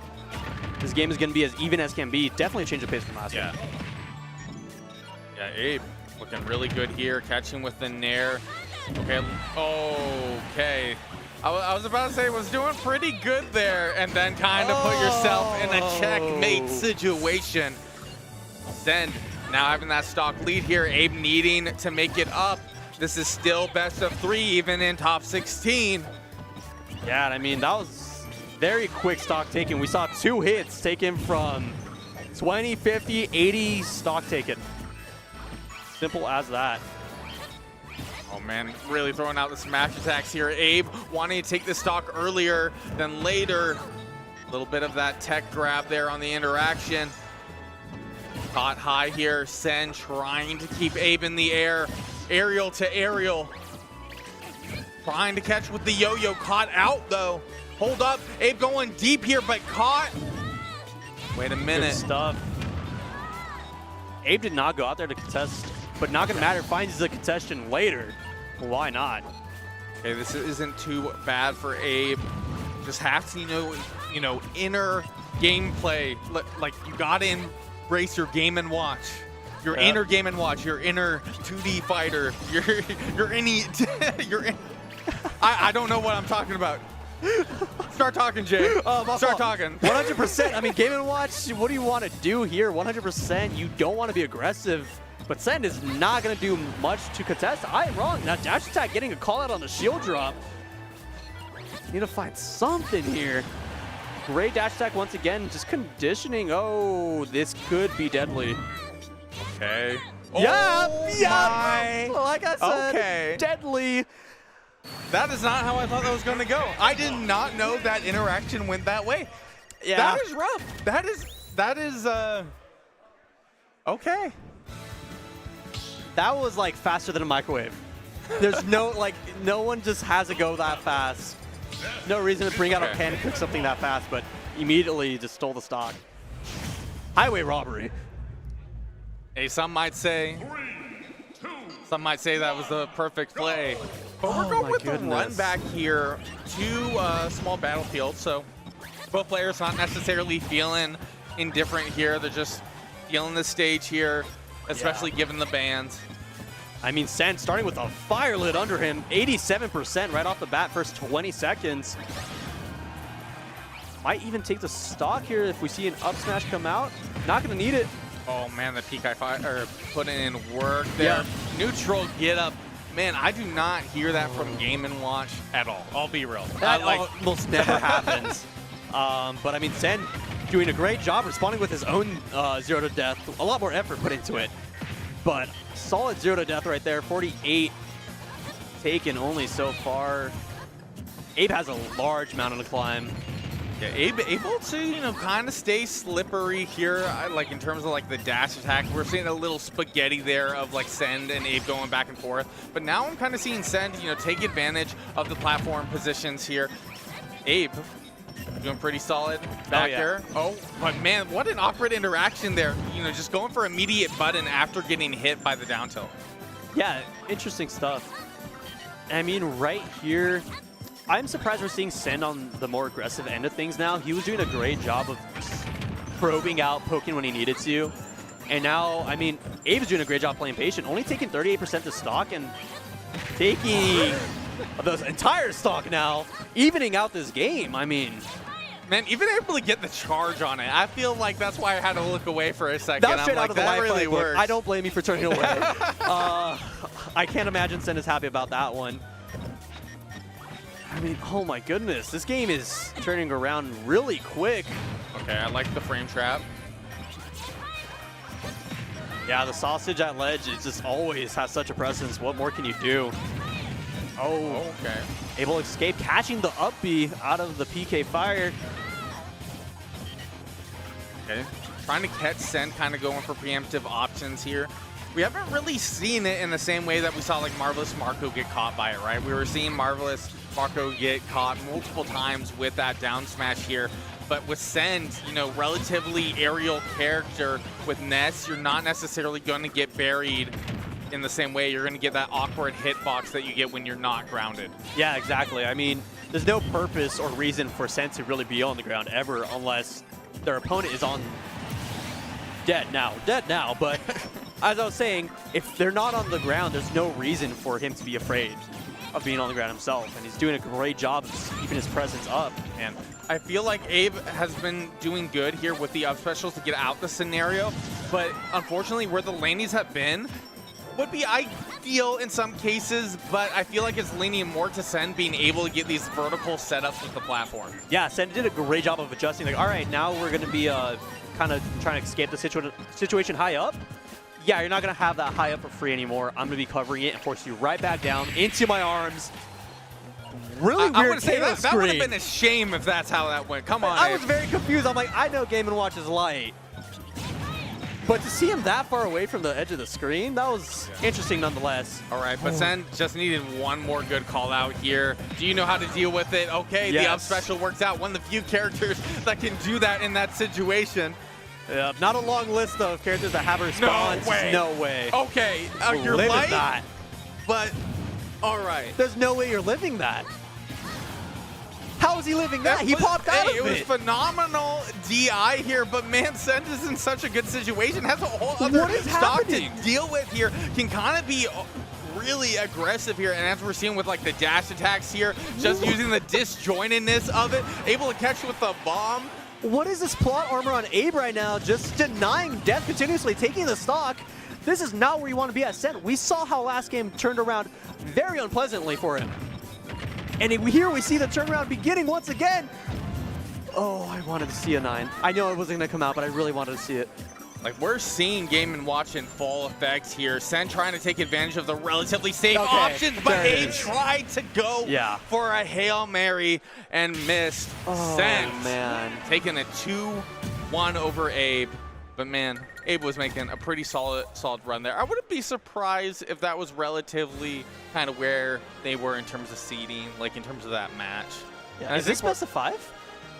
Both players are taking a 6. This is best of 5. It's best of 5 now? Top 16 is best of 5? I heard top 8. Okay. Now, okay. All right. Hold up. We're liars. This is best of 5. We're not done yet. And neither is Abe or Sen. Got to take one more game there. Match point for Sen. Abe needing to hold in there to maintain that winner's run. I mean, if Abe comes back with the dominance he had that stock of being able to live, we could see an entirely different game 4. Oh my goodness. Another duo plat, you know, but a little different in the spacing. I will say, yes, I felt like Small Battlefield kind of leans to Ness a little bit more in terms of the angles that you get with PK Fire if you're ending up going for like the jump cancel as you're seeing there on landing. Also how much the up air covers of the platform. I think it's a minimal difference, but you can see it if you're like paying that much attention. And I mean, definitely I am for this counter pick. I think Abe can do a lot more with it. Good interaction right there. Needs to keep this pressure at ledge, though. Okay, trying to get the frame trap ready here. Lil PK Magnet mix up there. Wow, Send really able to thread the needle. Now in a good spot here. Backing up, trying to catch with the dash. Ooh, no punish. Needs to find some sort of way in and having a lot of trouble. Abe coming in with that dominance from last game. Okay, just PK Fire to the dome. Why not? Yeah, funny interaction. We haven't really seen too much of Bucket here until now. I feel like Abe's just remembering. Oh, wait, I have this in this matchup here, which could be pretty critical in terms of taking stock. It's just like in terms of being in a position to go for it without too much risk. I feel like that's where the difficulty is. Yes, I'm surprised we have not been seeing it at ledge when Sen is doing the PK Thunder to cover that above ledge, above ledge, trying to give himself a free recovery. I feel like neutral special ends up being the more universally safe option. So I'm not entirely surprised, but I see what you're talking about. Once he commits, though, because there's been a couple times he commits pretty far away, and I feel you can get the bucket out in time. Oh, like just jump out, go for the bucket? When he does it above ledge, so he drops, hits it on the ground, and he drops to grab the ledge when Sen is off stage. Yeah, that would be devious. Because you can just run out, grab it, force Sen in an awkward spot. You're filling bucket for free because Sen is grabbing ledge after that interaction no matter what. He's not dropping down, and you're immediately actionable after bucket if you catch something. So that's something I haven't seen Abe take very much advantage of. That forward air bomb sneaking the pass. Okay, that was a little lucky. No, he calculated every scenario. He calculated it? That was the one universe he gets it. Everyone gets one. I mean, pretty good stuff right here. Abe doing a great job of responding, even though he's down a stock each interaction so far. I mean, 56% starting this stock off very strong. Okay, good positioning. I like not, committing to something too early, kind of waiting to see what Sen does. So exactly right there was what I was mentioning. I'm surprised we don't see bucket. We see the shield come out, but no bucket. If you bucket, you're immediately actionable. So we could see him still cover the get-up options pretty well. Unless I'm just completely wrong, but my understanding. I see what you're saying. I feel like Abe is probably biased towards the neutral special option, and I can see that it just covers more. And if you're doing it kind of off gut reaction, trying to get set up, it's a little bit more certain. That makes perfect sense then. I mean, 72% needs to find a way back. Oh, that yo-yo not dropping off, unfortunately. A dash attack, the PK Pulse there just to stall. Okay, Abe, I see you. Throw out another smash attack. Why not? Do it for the homies. 107. Ooh, nice punish on him hitting the bomb. Oh, there it is. Oh! Bait and punish there from Abe. That was pretty good. Just good knowledge there. Yeah, Abe had definitely held that in the back of his pocket, and it not mattering too much, got it back down to their last stocks real quick. And It is not looking certain here for Sen taking this set. 1-1 stock here. Abe to the start here with a little bit of percent, not too much, but once again, I keep seeing Sen in the perfect positioning. Abe cannot allow that. Yeah, that neutral air, great to contest. Abe able to get the up B out just in time. Ooh, getting the drag down of the Nair, not going to be able to catch anything off it, though. Good catch.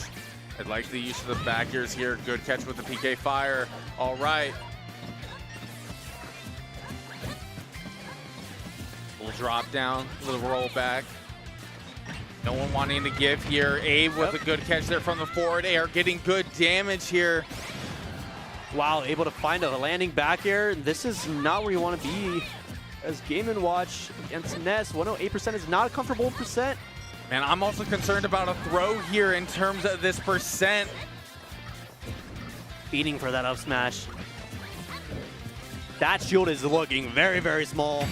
Yeah, I believe shield came out, but that shield poked very well. Here we see Abe getting knocked out of bracket. Very close 3-1 at that. Yeah. I mean, great work to both players. It wasn't really out of reach any of the games. In the one game, we thought it was kind of a sealed deal. Yeah. Abe found a way to just steal the stock. Highway robbery right there. Oh, goodness. Man, and we keep getting sets back to back here. Gotta run your pre-local efficiently and on time. We are in a little bit of a tight window. I saw the schedule. We start 7 p.m. We need to be outdoors by 11. Yeah. We gotta be quick with it. What time it is? I'm looking at my imaginary watch. Imaginary watch. I'll pull it up here on my phone. Y'all know what time it is. I don't need to repeat it for you. We're around that 9 o'clock mark.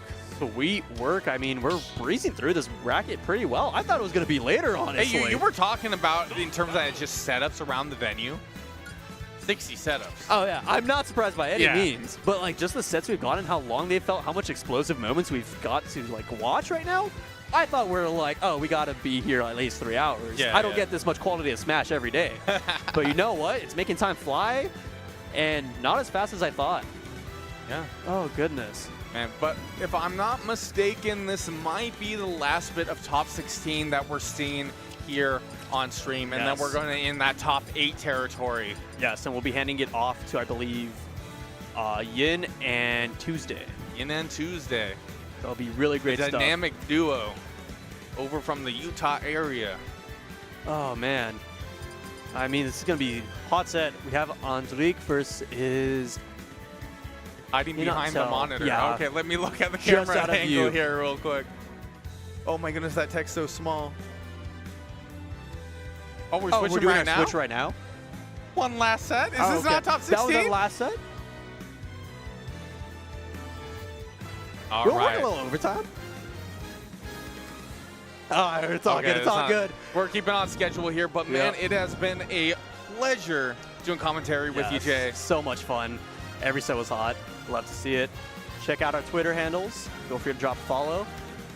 I can't wait for the next sets. Y'all stay tuned. We have more Peak Ultimate for you here at the Prelocal, and we got more going on tomorrow, but we need to retire the mic to Yin and Tuesday. But y'all stay tuned. Catch y'all later.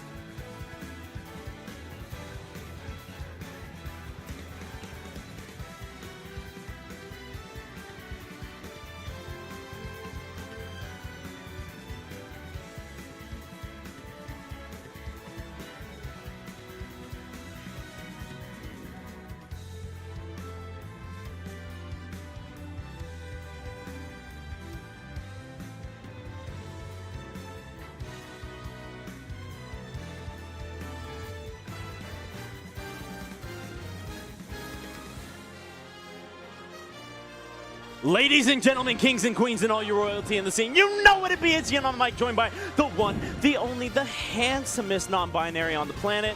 Tuesday, how we doing, baby? I'm doing fantastic. You know, super excited to be here at EugeneBound. I see what you did there with the fantastic. Hey, I am Tuesday-tastic. What can I say? Hey, fair enough, fair enough. And you know what? It's a fantastic day because we got, who's it again? Andrik and Beastly up next. Oh, shit, baby. You know that's going to be nice, especially since first time offline.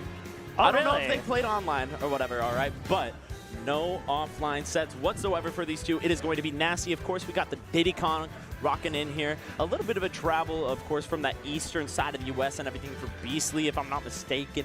And then as for, you know, Andrik, he's coming up repping Mexico. We got a lot of that Mexico gang here. I mean, that's just kind of the thing for EugeneBound. Hey, you know what? Mexico, they've proven that they're one of the best regions, and part of the way they prove that is by coming out to everything. Oh, so. yeah. I think the nice thing, too, and we're seeing this with tournaments, including one of the sponsors for the event tomorrow with Best of the West, is you have quite a bit more regions than expected. Of course, Andrik coming in here, repping that Tijuana area, nearer to that SoCal and everything. Already starting off pretty nice and aggressive. We love to see it. And That oh, wait, didn't matter. You got one, but you don't get the second one. You are out of here. And that's a Captain Falcon stock. You know, first 15 seconds, you're losing your stock, and he's going for the second. Yes, sir. You got to be way more careful than that. Andrik, very aggressive player. We've seen it constantly already. Off to that nice set pace. Though Beastly's starting to slow it down a little bit. I do like that catch, but you know what? Beastly's saying, I'm going to catch you up with this grab here. Yeah, Andrik so far has been doing a great job. Beastly's pulled out Banana twice so far, and Andrik's had it more than Beastly. So, I don't know. That's something you, like, Beastly's going to need... Be careful. Yeah, you gotta be careful. He'll snatch you up. Beastly needs the banana to slow down Captain Falcon, but, I mean, hey, when Falcon has the banana, it's kind of scary. Dude, it's crazy how immediate it is, too. He just goes ahead and air dodges, and now he's right back in it. A little aggressive with the up smash, but with a move like that. You can throw it out. That frame data is crazy. Yeah. All right, we're going to have a simple forward throw, set up the ledge trap, and the high up B, catching Beastly off guard. You know what? Up B is just a do-it-all move. That move's insane. It really is. Dude, it does. It does everything. It just takes stocks, it goes ahead and recovers, whatever you might need. Beastly learning that the hard way, and now down 1 stock to 3. This is a bit of a problem here as Andrik heating up nice and good. Also, I do need to take it back. I believe Beastly is from Cali, at least based on the Nestboy 13 tag. Given he's showing that, hey, he can take stocks just like Nestboy. Gonna go ahead and snatch it up with that double fist. Yeah, true. I mean, hey, Diddy Kong, crazy character, amazing advantage state. You never know, one quick down air, and it could be lights out for Andrik's second stock. Gotta be so careful, but you know what? We go ahead, get that monkey kick in, a little aggressive on the dash attack, and now you see this. Andrik putting the pressure on and just patient. Nice and slow when he needs to be, and then he turns it up. You know, quick parry into 3 up airs. You know, Falcon's got a really solid kit. I mean, like, yeah, sometimes he's a little awkward. Sometimes he just doesn't work. But at the end of the day, when you've mastered the character as much as Andrik has, like, it's so overwhelming. Alrighty, we go ahead, let him slip on through. Beastly right now, taking it nice and slow. I love that this time we do get the catch. Oh, we got the tech check. Dude, the rock right there, beautiful job right there. All right. Andrik has been playing with Banana so well this set so far. Like, I don't know how Beastly's going to have to adapt to make sure that Banana is in his control and not Andrik's. But, I mean, I don't know. I think we're going to game 2 here. Yeah, no, it's just a matter of time. Can you go ahead and shut it down? Beastly trying, but Andrik saying, hey, you know what? I got this nice, good bicycle kick, and now locked at ledge. Do we get nothing? Okay, back there, not quite enough. Even with max rage, Diddy Kong still struggles to kill. It's a plague of the character, but that back air will do it. Yes, sir. Love to see that for Beastly. Back in it. You know what? Diddy Kong has plenty of explosive aggression, but it's going to get shut down by 1 nair. Simple nair out of shield. You know what? When it connects, it's good. But yeah, no, we're going to be moving on to game 2. Beastly, I think, just kind of got, you know, the first 15 seconds got stopped twice. Like, it happens. It happens to everyone. And you know what? When that's the case, you just gotta shake it off and be like, all right, you know what? Was I able to, like, get momentum back? And I think Beastly was able to get maintain momentum near the end of the set, so that way moving into game 2, it's not going to be as much of a wash. That is the scary thing, too, when you're going into game number 2, right? Beastly was looking on the back foot from the beginning, and all of a sudden the momentum has swung. And so even though you stopped it out and you stopped the bleeding for game 1, Beastly is feeling good. He's figuring out the placements. He has finally started to utilize his mobility to shut it down. So heading into Town and City, I love this pick, of course. Yeah, no, the bigger stage, this gives Diddy Kong a lot more space to breathe. I mean, like, as long as Beastly isn't getting blown up in the first 15 seconds, like, I mean, we're seeing it now. Now he's the one in the ledge trap. He's the one with the potential chance to take a stock, but Andrik here making it out of the ledge pretty easily. Yes, sir, but sending him right back. I love those monkey kicks, but you know what? Andrik had a little bit enough of that right there. Sending him right off stage. Can we lock him down at ledge? Yes, sir. I love that. Immediate with the raw back air to shut out stock 1. I love doing that. Just go for a down throw and just be like, you're going to DI in because, of course, you're scared. You're scared. You're scared. And now you're dead at 80. Good job. Yeah, no, that's why you got to be a little bit more, a little bit quicker with that DI line right there. But you know what? Beastly still got a little bit of a chance here, 81%. Yeah, his tech skill's looking really clean. I'm seeing all his pop gun cancels. Like, Beastly knows what he's doing, but Andrik here is just, you know, instead of the explosive start we saw to the other game, Andrik's just playing a really solid, consistent game plan now. Yeah, I think the other thing, too, is advantage shades. Look at that. We saw the banana hit, but we didn't see much more come from it right there, which usually that's where you need to get your conversions. Andrik, on the other hand, he is converting every time. We got that quick up air, did go ahead and whip, and we saw even Andrik, you know, leaning the head back, a little frustration there. That up smash out of shield, like, Beastly had to go for that, because otherwise Andrik was stomping, and I don't know, I stomp into imagination. Oh, wait, we're imagining things right now.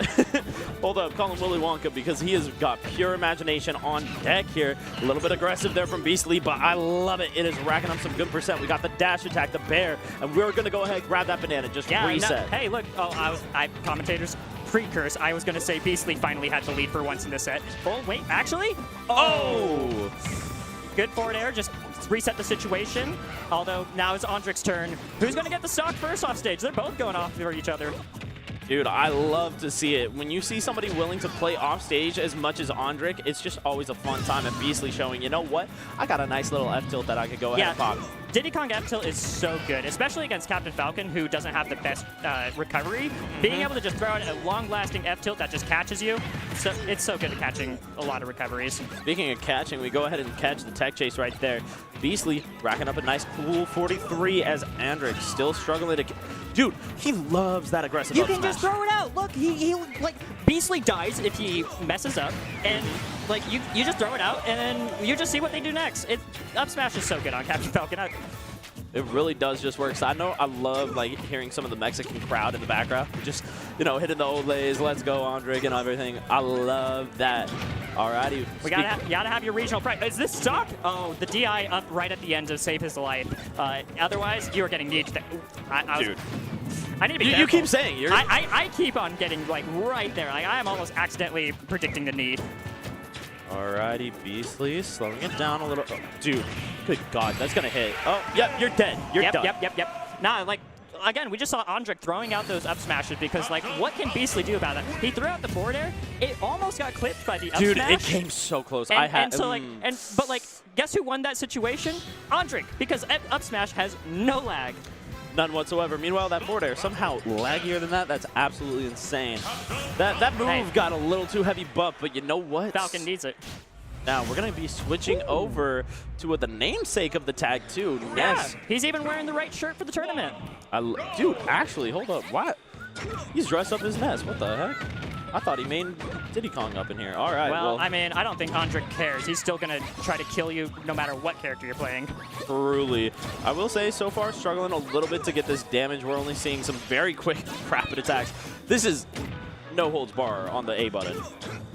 I mean, it's Ness. Hey, you know what? The difference between low-level Nesses and high-level Nesses is low-level Nesses spam the B button, high-level Nesses spam the A button. Got me there. I can't argue that too much. I love that Nair to go ahead and shut out some of that aggression, and I love the movement right there with the side magnet. So far, Beastly great air dodge trap there, but Falcon kick out of the corner. It works. It doesn't matter what level of play you're at. It'll get the job done. Real. All right, good dash attack to put Nestboy back off stage. Oh, trying to go for an early ledge trap, but a little too quick with it. Yeah, got to be a little bit more careful than that. I love the patience right there from Andrik. Really trying to go ahead and shut it out with the down tilts, with the jab, but couldn't find it. And now Beastly. Once again, I think what we're seeing here is we're seeing all these hitboxes because he wants to catch Andrik getting too aggressive with the mobility. But Andrik not giving it to him and instead snatching up the stock. What Andrik has been doing really well is he'll go for those aggressive situations where like he gets in the corner, gets in your face, and he's wanting to get that edge guard on you. But when he knows the situation's bad, Andrik is amazing at running back to center stage and just keeping control of the center stage. But hey, it's Beastly's turn to do something with that. Never mind. Bro, you gotta stop. They just keep snatching it up right after. Yeah, no, I'm trying, but I see what looks like a true combo. Shit, yo-yo, no back air? Okay.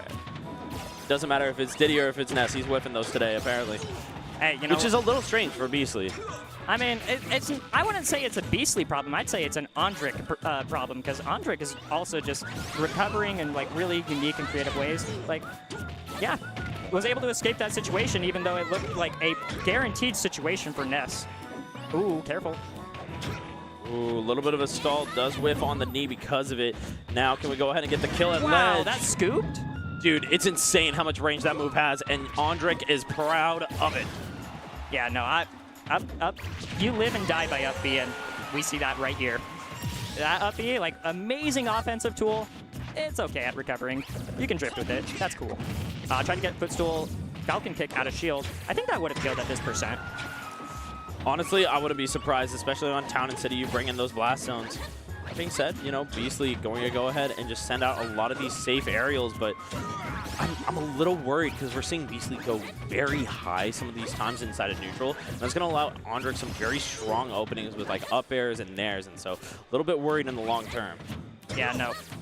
Beastly, though, has been doing a really great job of bringing the game back to his lead. You know, he's been sitting at this percent for a while, and Andrik just hasn't been able to find any meaningful hits. Meanwhile, he's just slowly taking that lead.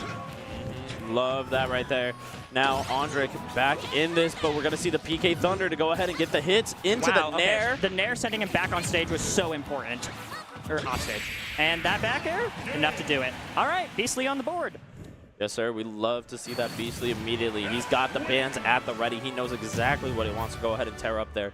And you know what? We might see a little bit of a counter pick from Beastly. You are going to see that Captain Falcon all day from Andrik, yeah. and it is honestly, absolutely superb. I've only known Beastly for his Diddy Kong, so the Ness pick surprised me, and then to see it not only like then take the game, like all right, Beastly, you got it, cool. Yeah, no, it was very well utilized. As said, there were still some things that I'm a little bit worried about going into this game number 2. We saw Beastly get a little aggressive with a lot of his hitbox, go a little bit too committal in some of his movement. So now I think that's one of the many reasons we're seeing this Battlefield pick, right? I could go ahead, block you onto these platforms. Alongside that, great extensions, but Ness also has some wonderful up air extensions. Yeah, I mean, both characters like Battlefield. It's a pretty neutral stage, but overall, I think I do agree with Andrik's pick to go Battlefield here, just because Falcon's up airs can just juggle you so effectively, whereas I do feel like Ness is slightly less effective on Battlefield compared to Falcon. Yeah, it just depends moment to moment, and right now the moment is all Beastly. Playing nice and patient. Look at that, the drift away, but Andrik catching it. Didn't get more than he was really wanting there. Hey, was still able to get the frame trap with the F-tilt, which you take the damage. Early. I love that attempt from Beastly. Yeah, Andrik nearly getting that Nair to reset the situation, though.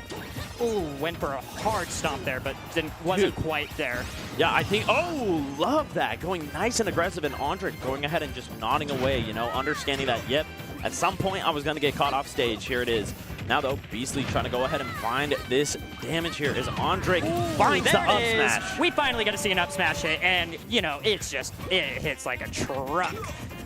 But, all right, but, hey, we'll see where we're going next. A little bit of a jab here. Got him locked on that stage, but you know what? Beastly firing right back. Both these players, we have seen a complete diversion from what we saw with the Diddy Kong and the Captain Falcon during Game 1, where it was really some of these great combo states, but now it is all one or two pieces. We are resetting the advantage, and look at it, it's working great. Now, Beastly's doing a great job just keeping Falcon in the air, juggle stage. You're not getting a chance to land on the ground. You are going to be stuck off stage as long as I can manage until I kill you.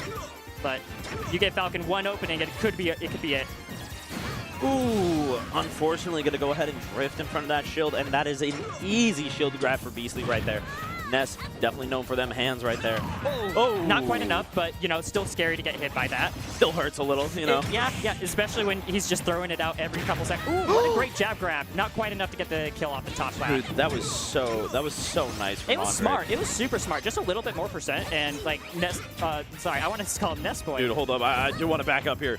Beastly, all of a sudden, you know, I mentioned earlier we weren't seeing a lot of these combos in the advantage state. Beastly kind of shutting me up for a second there. Yeah, no, I mean, hey, maybe it just took a game. Maybe he just had to, like, warm up the Ness, you know, which is a little scary to do when you're down 2-0. But, I mean, Beastly's Ness is kind of... Oh, that should be it. Yep. Easy down tilt forward smash. Hit him with the bat. Give him the home run.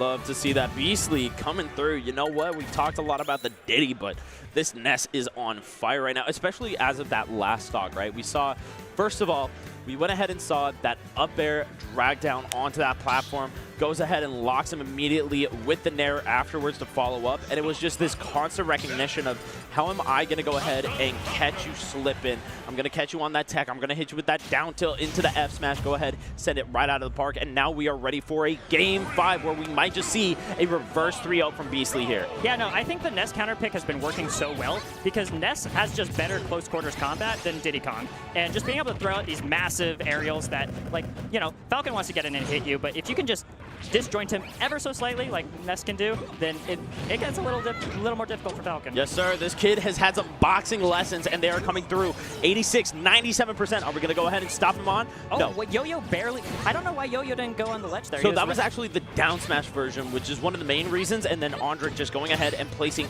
just right on that angle to go ahead and not raise himself up too high for it. So that up smash, that right there, that's the one that is known for hanging off of ledge. So down smash doesn't hang off the ledge? Not quite. It's weird. Do you have to roll the ledge first? I don't believe it hangs off ledge just because it also sends out. So thank the Lord. Hey, really didn't need that. Andrik's starting to heat it up. Oh! Somehow he still was able to manage to get the nair into a down air. Like, Andrik starting off so bad in this game, but it's Captain Falcon. He just needs one opening. Yes, sir. One opening, and all of a sudden you are dead, kid. That being said, trying to send him up into the heavens with that side attack right there. But you know what? Send him off the side instead. Back air's great. Just keep using it. But no, it's Falcon's turn with the up airs. And like I was saying, okay, he needed to get the turnaround up smash, and it would have been over. Still keeping this advantage state going, though. Ooh, the Great tech tech. again. Bring it back from game 1, and this time we aren't going to drop the stock right afterwards. Love that from Beastly, and avoiding the up B. That's honestly a miracle in of itself. Yeah, no. Beastly, no. He learned from game 1, and now you gotta live for just a little bit longer. Battlefield's a big stage. Up B's not gonna kill just yet.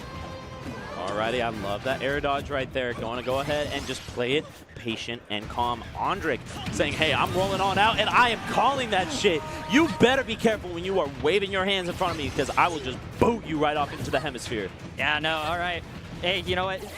Beastly was looking so good for the reverse 3-0 here, but Andrik's finally putting the pieces together to make it more difficult for him. It's not going to be an easy reverse 3-0, that's for sure. No, sir. Ooh, I love that call out with the back air, trying to get the PK Thunder. Doesn't get the follow-up, unfortunately, for Beastly. That could have been big. Andrik kept his jump just long enough to survive that.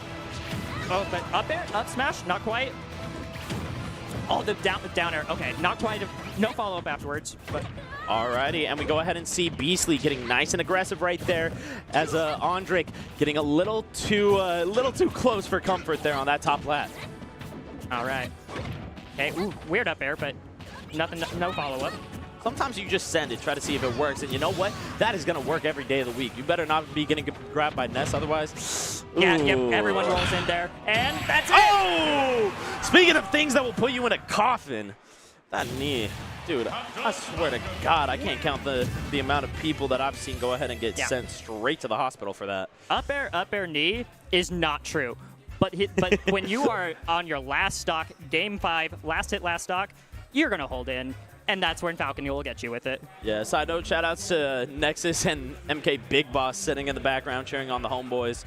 Love to see it every day of the week. Speaking of, we got something coming from our home region, none other than Send. The tried and true Ness. We saw Beastly go ahead and showing off some very good moves with it, but now we're going to get to see one of, if not the best Ness versus none other than Monte, hailing from SoCal, of course. Earlier, we did see another one of the Game & Watch brothers from SoCal in the form of Abe go ahead and drop down to Send in a very... Dude, the game 4 was looking tight, just couldn't quite clutch it up, and so Send just snatched it right out. You know? I mean, Send has just proven for years that he's a top caliber player and is just not somebody that you can disrespect. Like, I mean, he was top of the top during Smash 4. He's top of the top during Smash Ultimate. I mean, man is just, he's a vet. He's a vet. Hey, Monte, you know, he may not be the best Game & Watch in the world, but he's what, third best at least? I mean, okay. I don't know. To, in context, add in there when your other two are people who have been top 10, one that is arguably like, top I'm one. I'm not trying to. I'm sorry. I'm not the trying way to you diss said on it is like, Monte. oh, he's only top 3 Game & Watches in the world. Yeah, compared to Mia, who is number 2 in the world right now, and Meister, who's like top 15 right now. Yeah, no, like, look, sorry. No disrespect to Monte. He is a phenomenal player. No, he meant all that disrespect, Monte. When you're watching this back, he meant all that. He was talking so much trash earlier, you know. Love you, Monte. No, either way, we're going to be seeing, of course, Ness versus Game & Watch. I don't think, well, okay.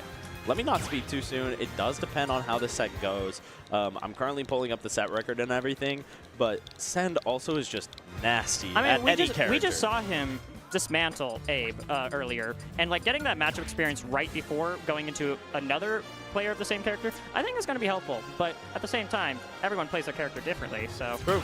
And alongside that, I mean, Send just whips out random characters and beats top 100, top 50 players. Like, you know, it's light work. So we might, who knows? If it's going bad with the Ness, maybe we'll see something else. I don't expect it, but it's always there. Look, I mean, I fight him in our locals, and he's never played Ness versus me in a local, but he doesn't play Ness against.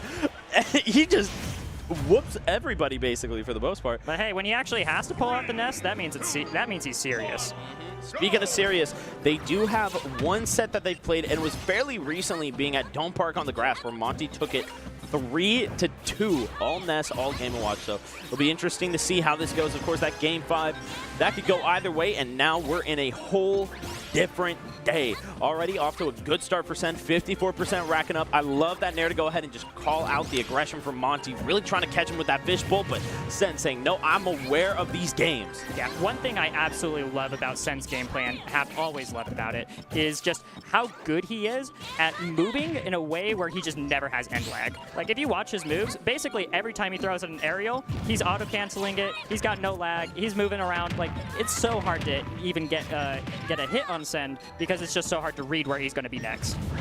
I love the attempt with the bomb, and that even forced Send to go ahead, get a little bit higher up in the air, get caught up by the fishbowl, but now Send right back at it. We see him trying to go ahead, immediately gets that grab. I love that. Yeah. Run up, shield, make you think that, hey, I'm not going to throw anything out. I'm going to sit here, chill. I'm going to be a little bit scared, and I'm going to try to whip punish you. No. I know this game. I'm grabbing you. I'm throwing you right back. We know how Game & Watch loves to turtle. Yeah, and, you know, most people aren't ready to die at 100 center stage to a grab, but Ness is one of the lucky few who gets to do that to you. Yeah, you got to... Dude, we saw it last game. You never want to get grabbed by that man. I love it when people the throw PK those. flash? Yeah, it's such a... You never see it, but then when you see it, it's like, whoa, it worked. Yes, sir. And he comboed off of it. It's nice. Dude, that's the one thing I love about Send. Of course, you know, coming from Utah, that is the thing that defines that region, is this, like, very aggressive advantage state. And so, that being said, Monte, he's got his own. Yeah, I was about to say, like, you're saying about Send's advantage state, but we just watched Send get up-aired, like, what, 10 times there? Right into Nair. I mean, dude, he was fishing for something, and it came through.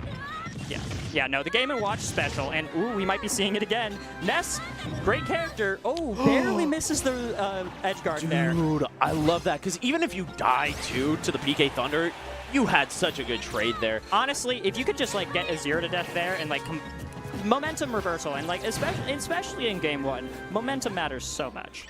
Yes, sir. That being said, momentum is still in Send's range. We see that 142 on to Monte, and that dash attack going to be able to do it. Game & Watch is an incredible character, but yeah, no, the problem with his problem with Ness is just so many of his moves just kill without any regard for you. They really do. And when you're as light as paper, it's a little scary. Just a little bit, but you know what? Sen saying, hey, I'm ready to go ahead and slow it down. I've got the lead. I can play with that. That being said, Game & Watch, one of the best turtling characters in the game. Speaking of turtle, we got that back air coming on through. The barbecue trying to go ahead and stop out Sen from that stall, but you know what? He microspaced through all of that. Like, just used PK Thunder and just didn't get hit by a single piece of bacon. Ooh, not looking good for him here, though. Yeah, look at that. Just able to go ahead and chase so far off stage. I love that from Monte, and now this game is all even. Yeah, Ness has a pretty good recovery as long as you maintain your options, but Game & Watch is so good at just slowly whittling away your options. He'll catch your jump, he'll catch your air dodge, he'll catch your up special, and before you know it, there's nothing you can do and you're just dead.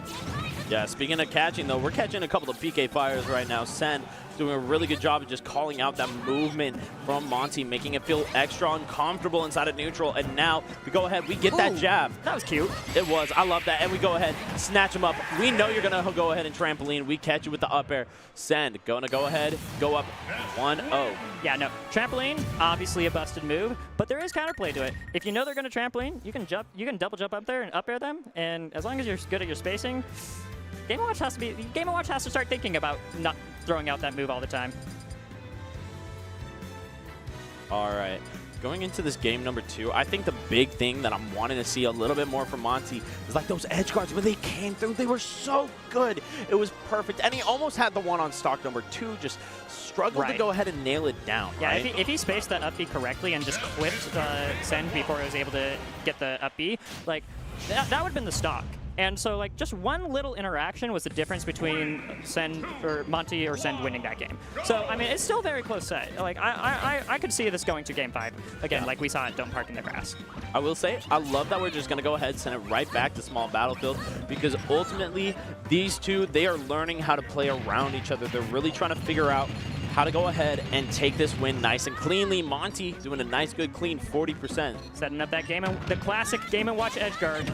Oh, you know what? That's perfect. That's great. Monte going out there, putting body blocking up B. That when you're at low percent, you can go out there and Ness can't do anything. You just get hit. Make sure you tech the stage, and then that's you take 30, but Ness dies. So I think that's a worthy trade. Definitely a worthy trade.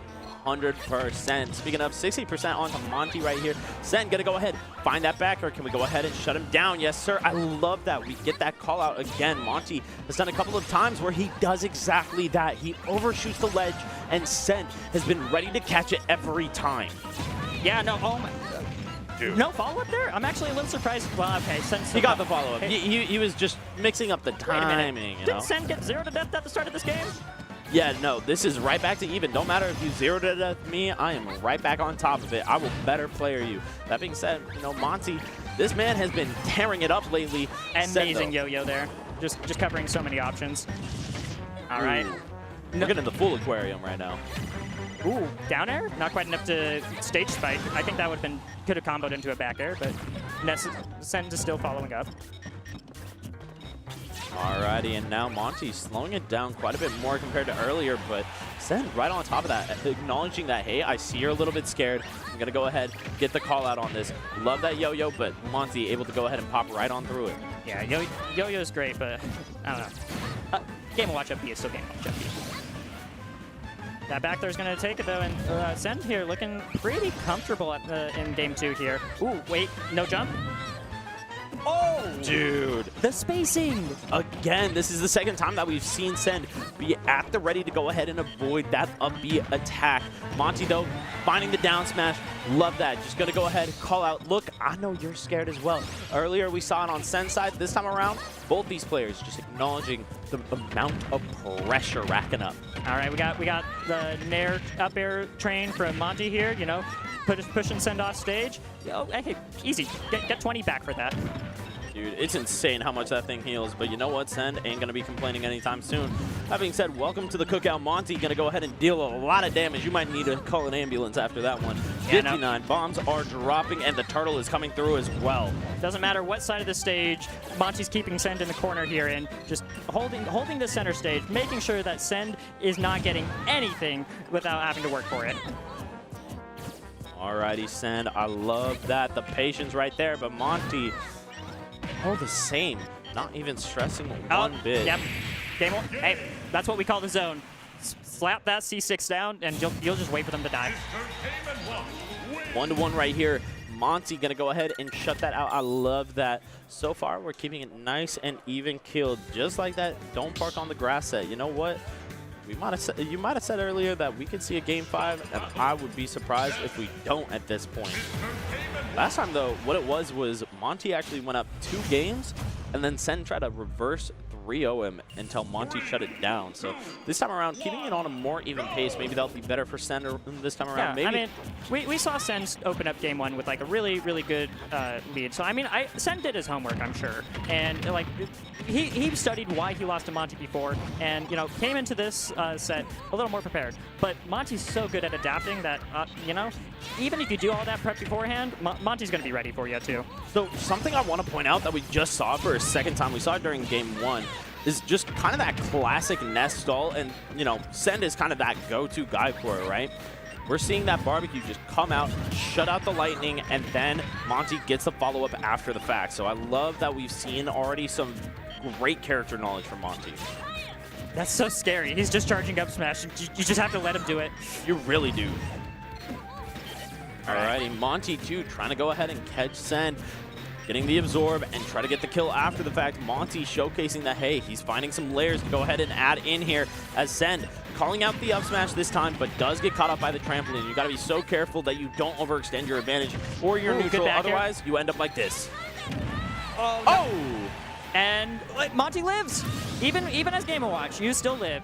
Like, I've been liking Sen's high up Bs here. It's been making it more difficult for Monte to edge guard, but at this point, I think that Monte's picked up on the fact that Sen has been recovering high and is now more ready to throw out a back air to cover that. Yeah, and it worked very well in his favor. That being said, as always, going to work really well when you get that grab for Ness, of course. Now, going to go ahead, and I love this, Sen backing up and giving up some stage control, trying to bait Monte in and go ahead and catch him with the fair.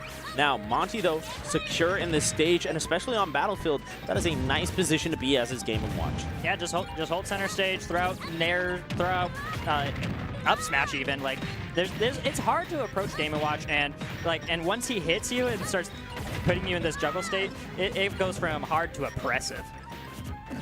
All right, I've got the quick run up back through, though, giving Sen the advantage state one more time. Sen's grabs have been so on point so far. That being said, Monte been really good at these ledge traps, these edge guards, and now trying to go ahead and showcase that once more, but Sen breaking right on in, and I love that. Dashing back off the plat to go ahead, give a little bit of stage to Monte, and just feel more secure, and now he's going to go ahead and approach it. We get the recovery tool right there, and now, oh! Shouldn't have approached, but hey, Monte barely surviving a second time. Might not be surviving much longer. Sen on the hunt. He smells the blood in the water. Gets the fair. Now are we going to go ahead and seal it out? No, we're going to play it nice and patient with the up smashes. Smart recovery from Monte, going just a little bit higher. Yo-yo is really hard to deal with, but the way you deal with it is just, you just got to mix up how you get to ledge. You can still go to ledge, especially after they nerfed Yo-yo, so it doesn't. It's all about that timing, right? Yeah, exactly. Now Monte going to go ahead and drop a bunch of bombs over these platforms. Finds the turtle as well. Crazy air force that he's packing, but you know what? It works wonders. Finds the Nair here. Now Send going to go ahead using that side magnet. Yep. Dude, I love it. It's not only a recovery to go ahead and regain some of that percentage, but then it's also a movement, a stall option to go ahead and get that grab, snatch that stock. The double jump cancels you get with the side magnet are honestly just really cool and really strong. And hey, you know what? I'll take it. I'll take a free 20% as part of my movement tool. That's nice too. Yes, sir. Monte really trying to go ahead and charge up the bucket a little bit more, but Sen just not giving these PK fires. I love the acknowledgement here. I like how Sen used side magnet to turn around there. Not enough to get the back air, and you know Monte's still in a pretty good position here. Like he just needs one Nair, and Sen's at the same percent as him. That being said, Sen Dude just takes stocks mad early at 80%. You are begging to die. Speaking up, there it is. Goes ahead and gets the kill with the down smash. Yo-Yo is the way. And, you know, Sen's just been doing a good job pushing Monte in the corner, keeping him there. I mean, they're both doing this to each other. You've just been seeing it back and forth, like, whose turn is it on the corner? And you know what? This game, Sen was able to actually get the kills out the corner more consistently than Monte, but, you know, Monte's still in it. I'm never going to count him out. Alrighty, now gonna go ahead and head over to Hollow Bastion. When it comes to this pick, the one thing that I'm worried about is like you give some pretty easy access to Nest for some quick extensions onto that plat. At the same time though, Send is gonna be struggling a little bit more against Monte's stage control. You have the bombs, you have the nair. These tools that do a really good job of just holding down and locking down stage position. Gonna be even better when you have that plat to hide under. That being said, right out of the gate, I mentioned it right at the beginning, Sen now has the easy access of a platform to always extend off of, and already doing so. He was looking for a kill there. That's Sen. That's he always is. You know, murderous intent. That's Utah. For real. Hey, Monte, though, setting up the ledge trap again, and just got to keep Send in the corner. You can't let Send get out of the corner, because once he does, ooh, it's scary.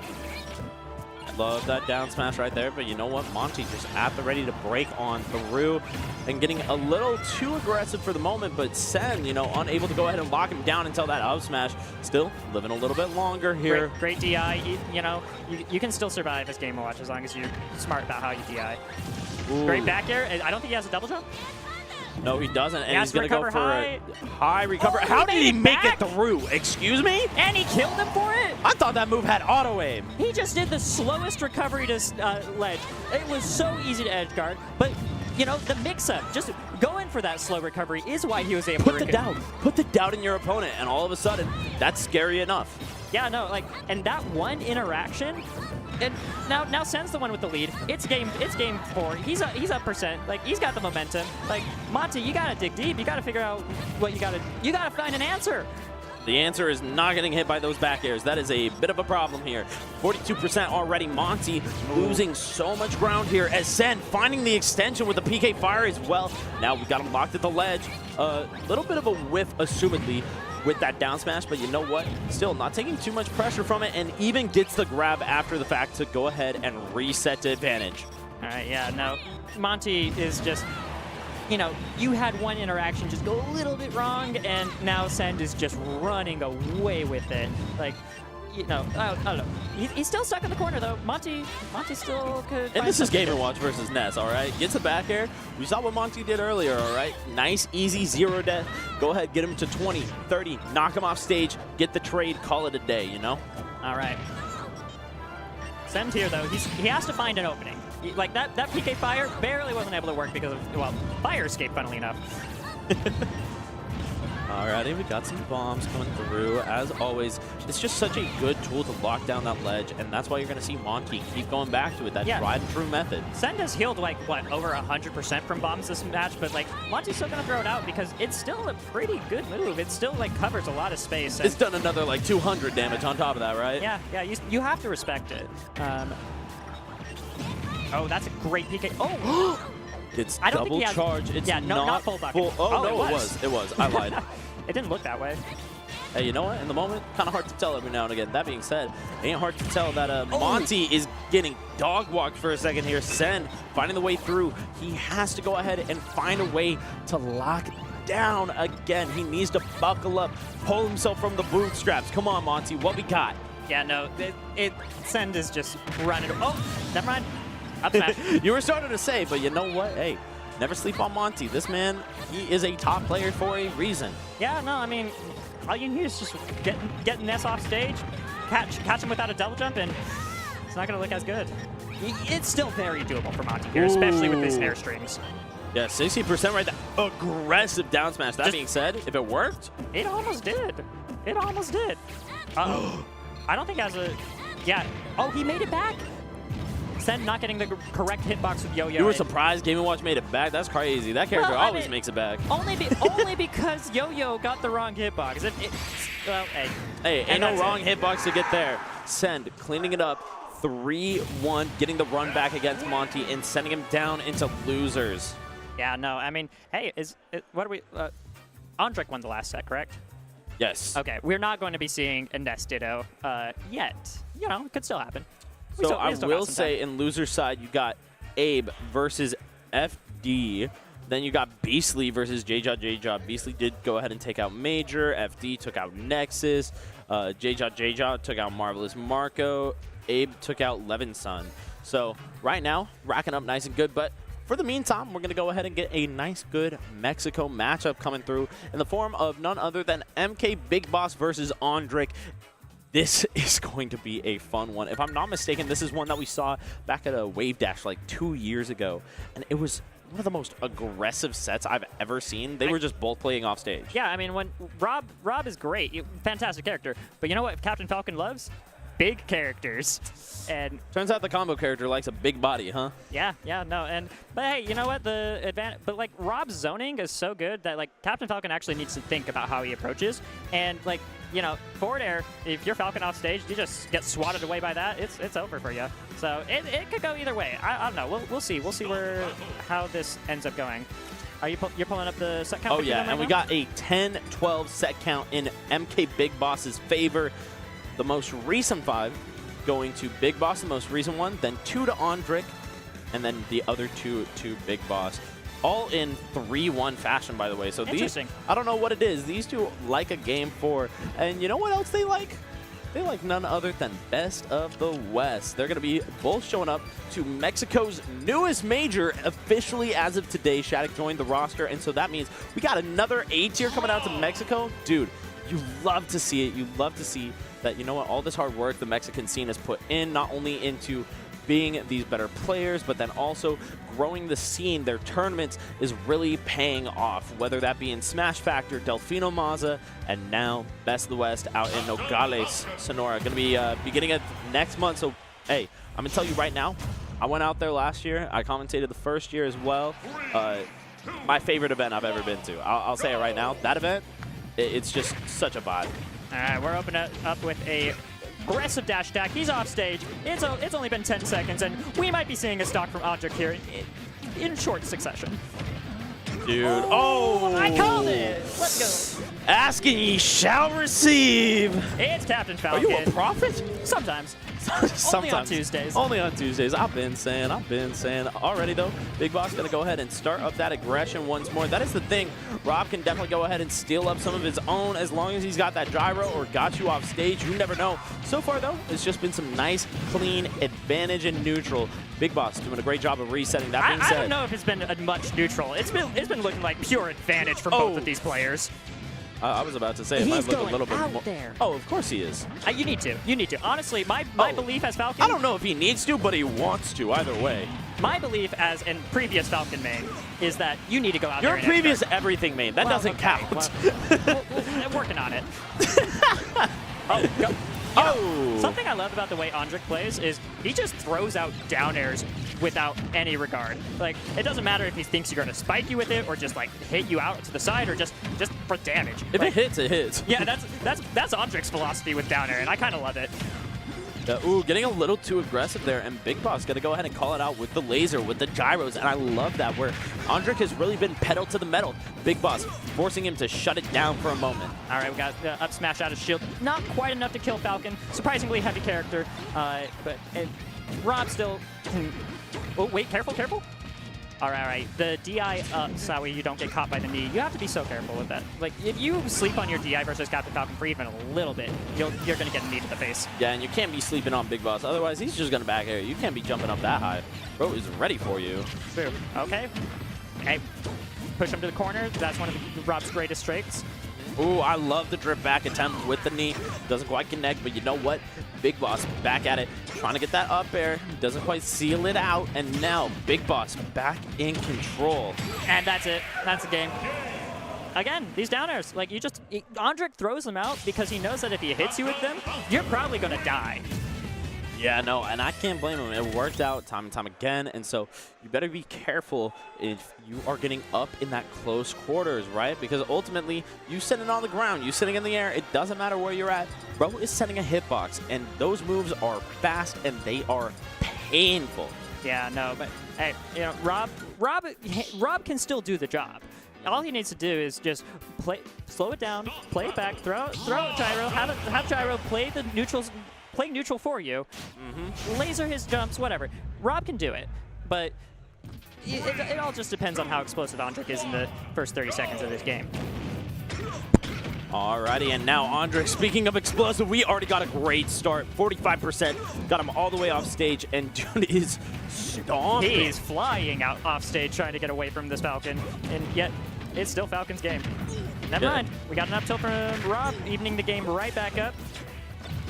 There's a gyro controlling the neutral. Oh. You gotta be careful if you're MKBigBoss though, because I think Andrik has probably lagged some nasty gyro combos.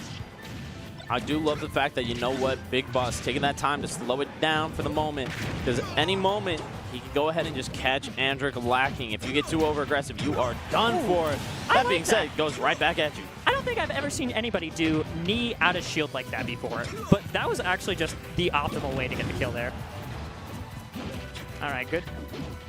MKBigBoss here, just throwing out a bunch of different kill moves. He wants his Captain Falcon dead. Sometimes you just gotta hope and pray, and sometimes it works out, sometimes it doesn't. But you know what? This grab is gonna work out for a down throw. Do we get the kill? No. Amazing mash. Like, so many people die there, but not Andrik. Dude, he avoided the laser, the gyro, the fair. Bro, he's still alive. 189. No. Okay. Okay. Yeah, just go ahead and there. I will say that really showcases the fact that, you know, on the one hand, Big Boss has really shown an ability to stall off stage, but on the other hand, Andrik, even though he has to be very fast with the recoveries, he is still able to bob and weave in between all the projectiles coming through. Gyro here is just being so annoying for Andrik. Now that he's not in a position where he can catch it, and, you know, MKBigBoss is just using it to control the ledge so well. All right. Throwing him off stage. This is looking pretty good for MKBigBoss here. We're looking for a down throw. Again, the amazing mash from Andrik. Oh, wait. Down tilt. Hold. Had him at the ledge, but goes ahead and just backs off, trying to see if Andrik will go ahead, slip up a little bit in his spacing. Came close, but still, the evasiveness of that movement only works for so long before Big Boss is going to go ahead and find that stock. Yeah, just clip him with the up tilt up air. It's so hard to avoid that move sometimes. All right, good DI out. Just, you know, Big Boss just said, nope. You're going to get that down throw on me. I am holding as far away from you as possible. You are not going to touch me off stage. And, you know, it's working out for him so far. Alrighty, I love this. We got the lasers, gyros coming out, and here is the combo. Setting it up, try to go ahead and force Andrik to recover in a weird spot. And now, laser again. Just nice and easy finisher. Not much Falcon can do there, unfortunately.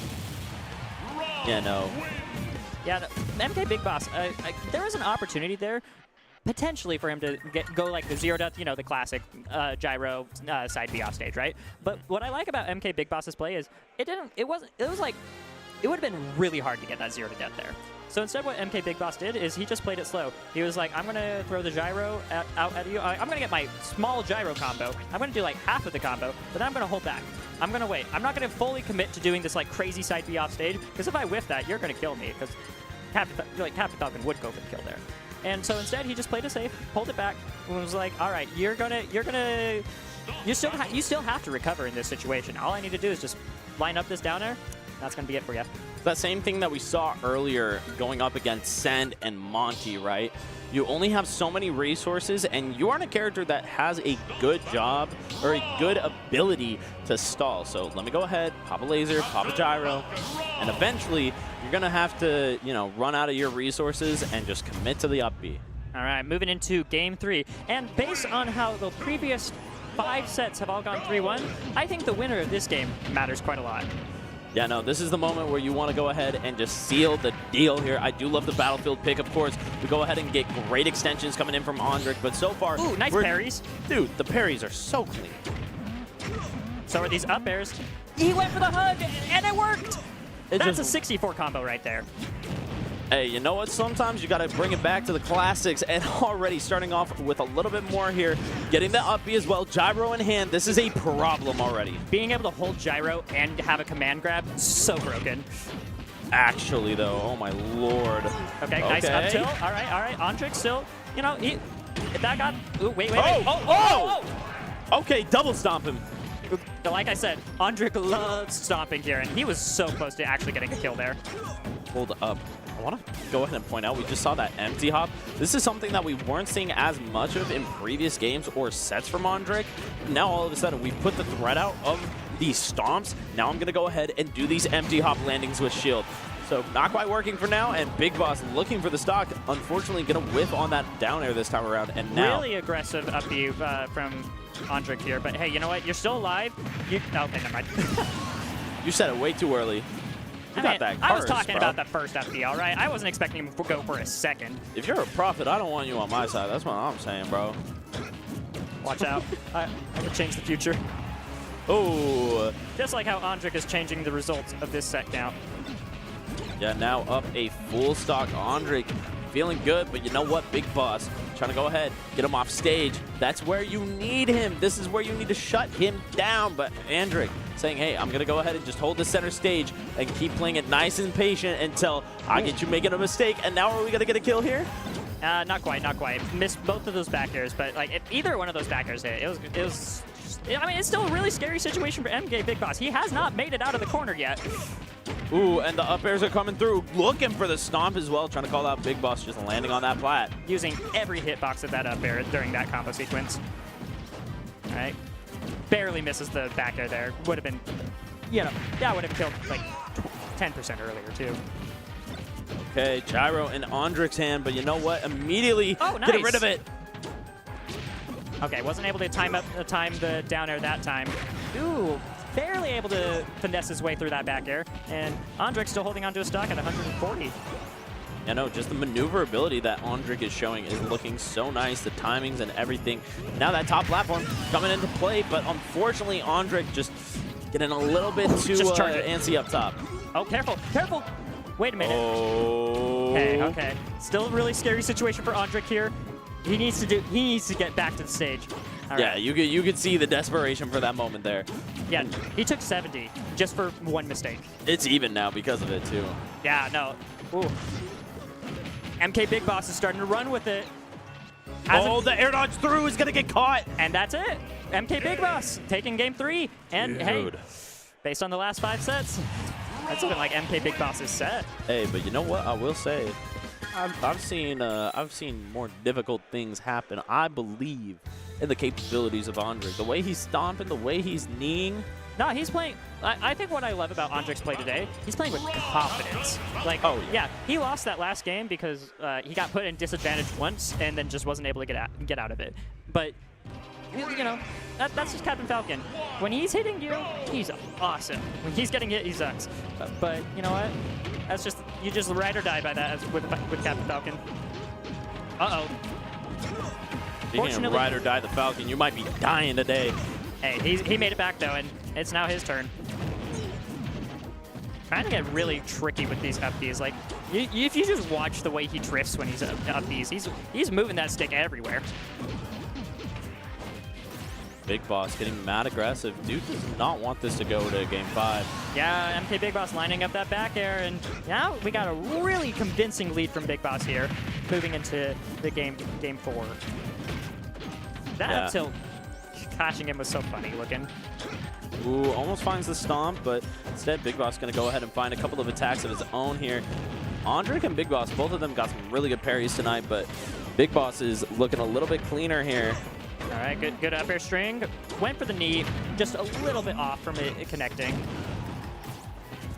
Oh, wow, that gyro bounced off the platform perfectly. And MKBigBoss just lining up another back air. And, you know. Dude, 3 stocks to 1. Make that 2 stocks to 1. Hold up. It's still Captain Falcon. It's still Andrik's Captain Falcon. This is the opposite end of what we saw last game here. You know, Andrik being the one who was up 2 stocks to 1, but Big Boss right now showcasing that, hey, I'm ready to go ahead and seal it out. That was nice. Up air into up B because you know he's going to shield on the platform. Still, though, it's going to be really hard for Andrik to pull this comeback out. All right, nice grab. Ooh, getting a little bit antsy with that up smash. Oh, wow. When he got that first down there, I was like, there's no way he's getting the kill off here. And he didn't, but he made it real close. Yeah, Andrik keeps getting very close to finding these knees, but just a little bit off on the timing or spacing. And this is allowed Big Boss to hold on even longer here, as now lapped in percent. This is not where you want to be here. Gyro out of play. Can Andrik go ahead and just find this one stock? He just needs the one stock. And then you move on to the... All right. 0 to death. It's totally possible. Falcon to do it. Falcon can kill any character. You just need bad DI on one combo, it's over. Oh! He's alive! Ah! No, he's not! Why are you saying he's alive? Wow. Keep him right down in the depths of hell! Andrik!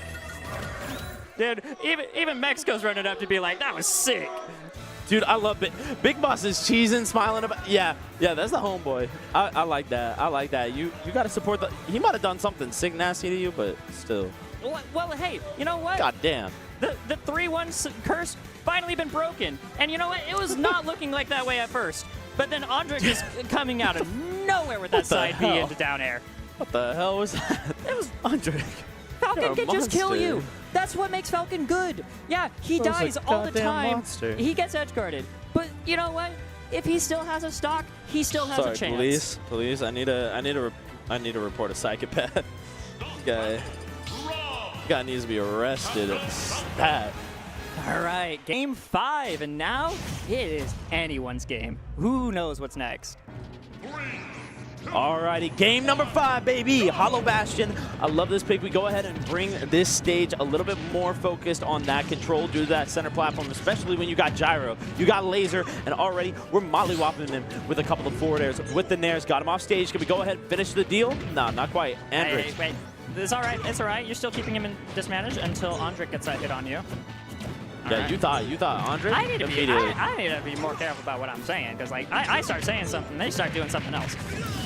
Ooh, that makes sense. Andrik dropping that stock right off the top to that up air. Big Boss on top of it. Yeah, I mean, we've seen this in basically every single game. One player starts off with a super dominant, like near 0 to death, but then somehow, some way, it still goes to last dog. Alrighty, love that gyro toss right there. Oh, and wow.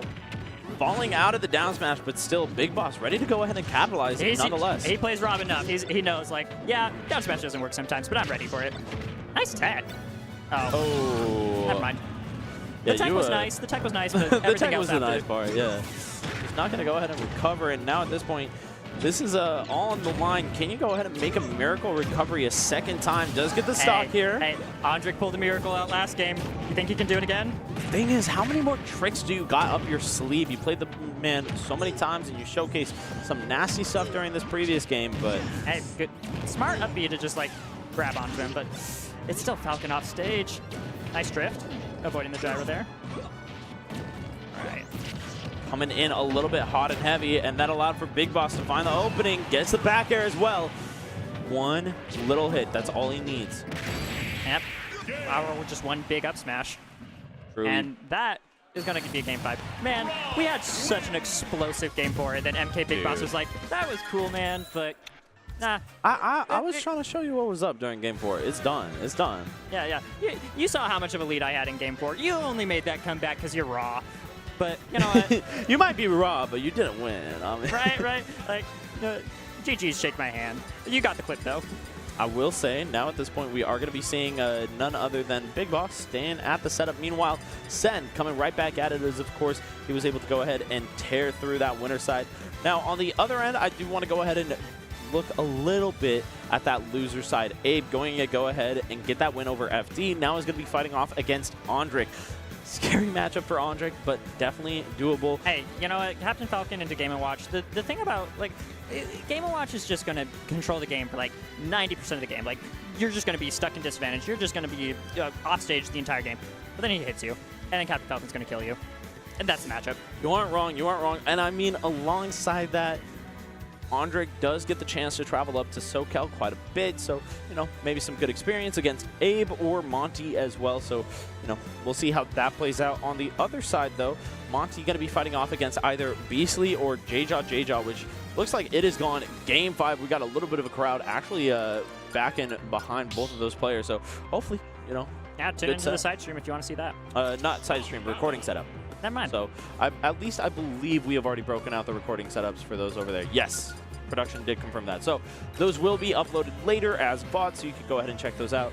But yeah, we just have the one stream tonight. We will have 2 streams tomorrow, and I believe 8 recording setups in total. Wow. Yeah, we are getting you plenty of that good Smash content. All right, MKBigBoss on the just fresh off of a very, very close game. Well, okay, game 5 wasn't close, but it was still a game 5 set. Now going into Send. These two have only played twice offline. One going either way, and the last time they played was near the end of 2024, where BigBoss took it 2-1, and before that was 2022 at Wave Dash, where Sen took it 3-0. So should be an interesting watch, and so far, looks like BigBoss doing a really good job, but you know what? Sen getting nice and aggressive. Ooh, going for the PK rock. That was close, but hey. We mentioned it earlier. Murderous intent. That's the way Sen plays. He's just going to be moving around. He's just going to be doing things with finesse that you've never seen before, and then all of a sudden, he's coming at you with the PK rocket. Speaking of, we got that PK Thunder come through, doing some nice, good damage, and that down air just barely clipping BigBoss and working its wonders. I will say, wow, gets that stock across the board. This is one matchup that Sen should be very familiar with, both within his own region of Utah with like players like Echelon or Risk Taker in the past as well. But then alongside that, I mean, it's Rob. He's fought Zomba. He's fought Luis's Rob. This is no new thing. If you are a top-level Smash Ultimate competitor, you have to know how to fight Rob. Yeah, and that's why we're seeing a little bit of this technicality. Look at that nair to go ahead and stop out that gyro, right? Yeah, okay. You're gonna die at 180, but you know, yeah. still a solid recovery attempt from Sen there, almost making it back regardless. But no, it's even now. And with the stall and the cross-up right there, I love that, utilizing the turnaround to go ahead and get that. PK Fire coming on in, but don't matter. You know what? BigBoss right on out of there, just positioning to pop right on out. All right. BigBoss keeping Send in the corner here. Shield starting to get a little small, but now it's Sen's turn to play the advantage state. Whoa, interesting combo. I've never seen that. Gyro into fair. Normally it's the other way around. Hey, sometimes you just got to hit him with the bait and switch right there. BigBoss, though, look at that Sen right at the ready to parry, too. Love that. All right, good PK Fire, but, you know, only getting the single hit there. Wait, that's... Wow. Ooh, the angle's so nice, but BigBoss at the ready for it. I do want to back up a little bit and talk about that PK Fire that you mentioned that was looking so... Never mind, hold up. Okay, okay. I got worried for Sen. Things are happening on the screen. BigBoss. I think you got a second. Got a little bit of a second here, but it's Sen, you know, trying to say a little bit of something about that. BigBoss coming in, swinging, coming in hot, and catching out not only the side magnet, but the down air. These are the same options that we saw earlier, and now BigBoss immediately within one game is at the ready with the adaptations, and we are just sending him right off into that blast zone like it's easy work. That was just disgusting.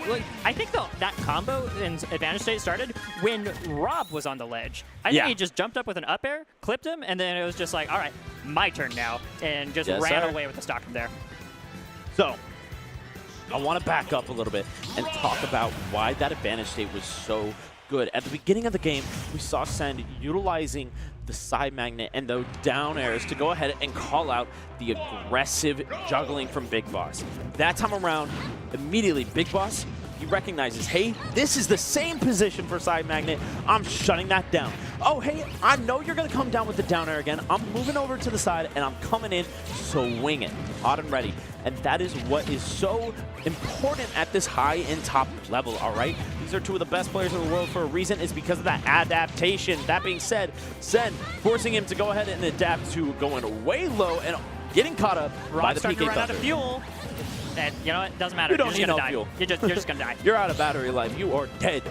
Yeah. No, but hey, do you think MKBigBoss is gonna be able to recharge in time to rally a comeback?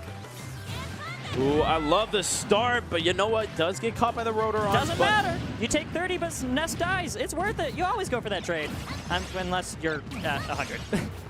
Yeah, maybe not at that point, but at 0, always. 0 every day of the week. You Oh, go welcome to what the hell was that combo? We literally just fair gyro 4 times in a row. All right, all right. Yeah, production. You know what I'm saying? What the hell was that? That was Rob. some dumb shit. Rob can just kind of like. That ain't fair. You right. You right, production. Put production on the mic. All right, we got down tilts just covering MKBigBoss here. You know, Sen was looking pretty good here. Wait, hold up. Ben's still looking pretty good here. Don't be sleep. Okay, I why say that, does but it do triple. that? Why does the sour spot up tilt combo into sour spot up tilt into sweet spot? It's stupid. This I guess he character. needs it. I guess he needs it. True, true. He's big. Hey, he's only top 5 in the game. Yeah, yeah, yeah. All right, back throw to even it up for Send here. I need somebody to send me later how many people in chat are mad about the Rob stuff. Alrighty, 41% only for Sen. This isn't too bad, but look at that. Immediate call out on the jump here. BigBoss. No, BigBoss is just making it so hard for Sen to approach here. He has not gotten anything opening up on this stock here. Ooh, that being said, one little overextension, and all of a sudden gets a little bit of a hit, but the issue is BigBoss, when he's finding the advantage, he keeps it rolling. He got 4, 5 hits out of that. Meanwhile, Sen, he was only getting these 1 or 2 pieces. Now at ledge, can we go ahead and get something? No, it's immediate reversals. I think Send wanted to get the PK rocket there, but, you know, Rob's shield actually caught the PK Thunder before it hit Ness. You're so lucky, Send. You should have died there. Just a little bit, but you know what? He'll take that little bit of luck, and he will keep running with it. That being said, I don't know if the luck is going to last much longer. No jump. No jump. All right, MKBigBoss up 2-0. Send, what you going to do? You got to figure out something. This isn't working. Change it up. Alrighty, going into this game number 3, I mean, a big part of it has just been the fact that when BigBoss gets a hit, when he gets that opening, it isn't just that 1 or 2 swings. Send has really been struggling to find much more than that. The way MKBigBoss plays Rob is he's very much, I am going to nickel and dime you, and while I'm nickel and diming you, you're getting pushed closer and closer to the edge, where I can then set up an edge guard and kill you that way. It's very methodical. It's very slow. I'm just going to push you to the edge little by little. He doesn't overextend. I hardly ever see MKBigBoss overextend. And it's just a game of like little micro advantages working out in his favor. I will say, I mentioned that, you know, Sen needs to find a little bit more than these like singular like 2 pieces or whatever. He's doing it. Yeah. He's got 98, 150. Dude, The stock. he heard me. He heard what I was asking for, and he found it. Yeah. We still want Utah to win. Commentator bias there. Just a little bit, we'll be honest. But you know what, BigBoss? Still a huge hurdle to climb up. And, dude, I love that. Gonna go ahead and boost across stage, get the little bit of a hit right there with the gyro. And now, up till up air. Nice and easy, but Send at the ready. Not at the ready for that. But not the nair. Okay, looking good here. I love that. I love that defensive laser to go ahead and snuff out the edge guard attempt. Still, though, Send really struggling to go ahead and find much more as BigBoss comes in a swing and gets the parry into the jab. Gets the dash attack. This is what I was talking about. Bro is on top of it with these tech chases. Yeah, no, the hard part for Send is like he only gets so many openings per stock, right? MK's BigBoss's neutral has just been so hard to break through for him. And, air dodges through it. You're like, just barely surviving there. You're going to get caught by that back air, though. Yeah, and Sen, though, didn't quite get that PK or that side magnet that he wanted or the PK Thunder, but he does get the fair. And now at this point, BigBoss got to be low on fuel, gets the little tail hitbox, but doesn't find much more after that. Sen looking for the grab for sure, doesn't quite find it. Yeah, Gets the back air. MKBigBoss very aware of what Sen was looking for there and spaced the nair to not get caught by the back throw. Still though, Sen just needs 1 move, not enough. Dash attacks still 170. How are you gonna kill this Rob? As for the nair, I like these ideas. Oh, you just let him do it himself. True, yeah. I wish my opponents would do that more often. All right, we're see. All right. Sen's got to play so carefully here. He can't get caught by any move here. If he wants to bring this to a game 4, he's got to dig deep. do it, though. This is the guy. Alrighty. Does find that dare onto the shield. Love that back air right there. Going to go ahead and catch him up a little bit. 52, forcing him over to that ledge. He wants to go ahead and get that ledge trap. That is where Send has really been making his money here. Goes for the PK Thunder, but getting grabbed out of it is going to be a big issue here. Might be living. Okay, okay. Still alive, but still looking really scary. I don't think there's any jumps. I love it when he goes for those Bs. It's so ambiguous. Good. Almost got that forward there. Yeah, it does get called out by the Nair here. PK Fire breaking on in, but the laser to get the call out. But we're still living. But you know, when you have to air dodge like that, it's so easy for him to follow up. And MKBigBoss taking it with a clean 3-0. So Send being dropped down to the losers bracket. Just tends to be so difficult to go ahead and break on through the edge guarding capabilities of Rob, and we saw that right there as Send goes and drops down to losers finals. Big Boss going to be going ahead and sending nice and pretty inside a grand finals winner side. True, yeah, no, MKBigBoss had a really close set with Andrik, but you know, I think that game 5 where he, what was it, 3-stock Andrik, something. It was pretty bad. rough on that ugly. final game. And I think having that much confidence from game 5 against Andrik going into Send definitely helped him. You know, he knows his game plan works, and he just had to stick to it, and you know, it worked out. That being said, we do got a little bit of a wait time before we get our next set in, so let's go ahead and shout out a couple of our great, lovely sponsors, including none other than Farflash. Of course, these guys are handling the social media side of EugeneBound. These guys have done such an amazing job thus far. Please, if you're putting together an event, make sure to hit them up. Go to farflash.com or at Farflash Group.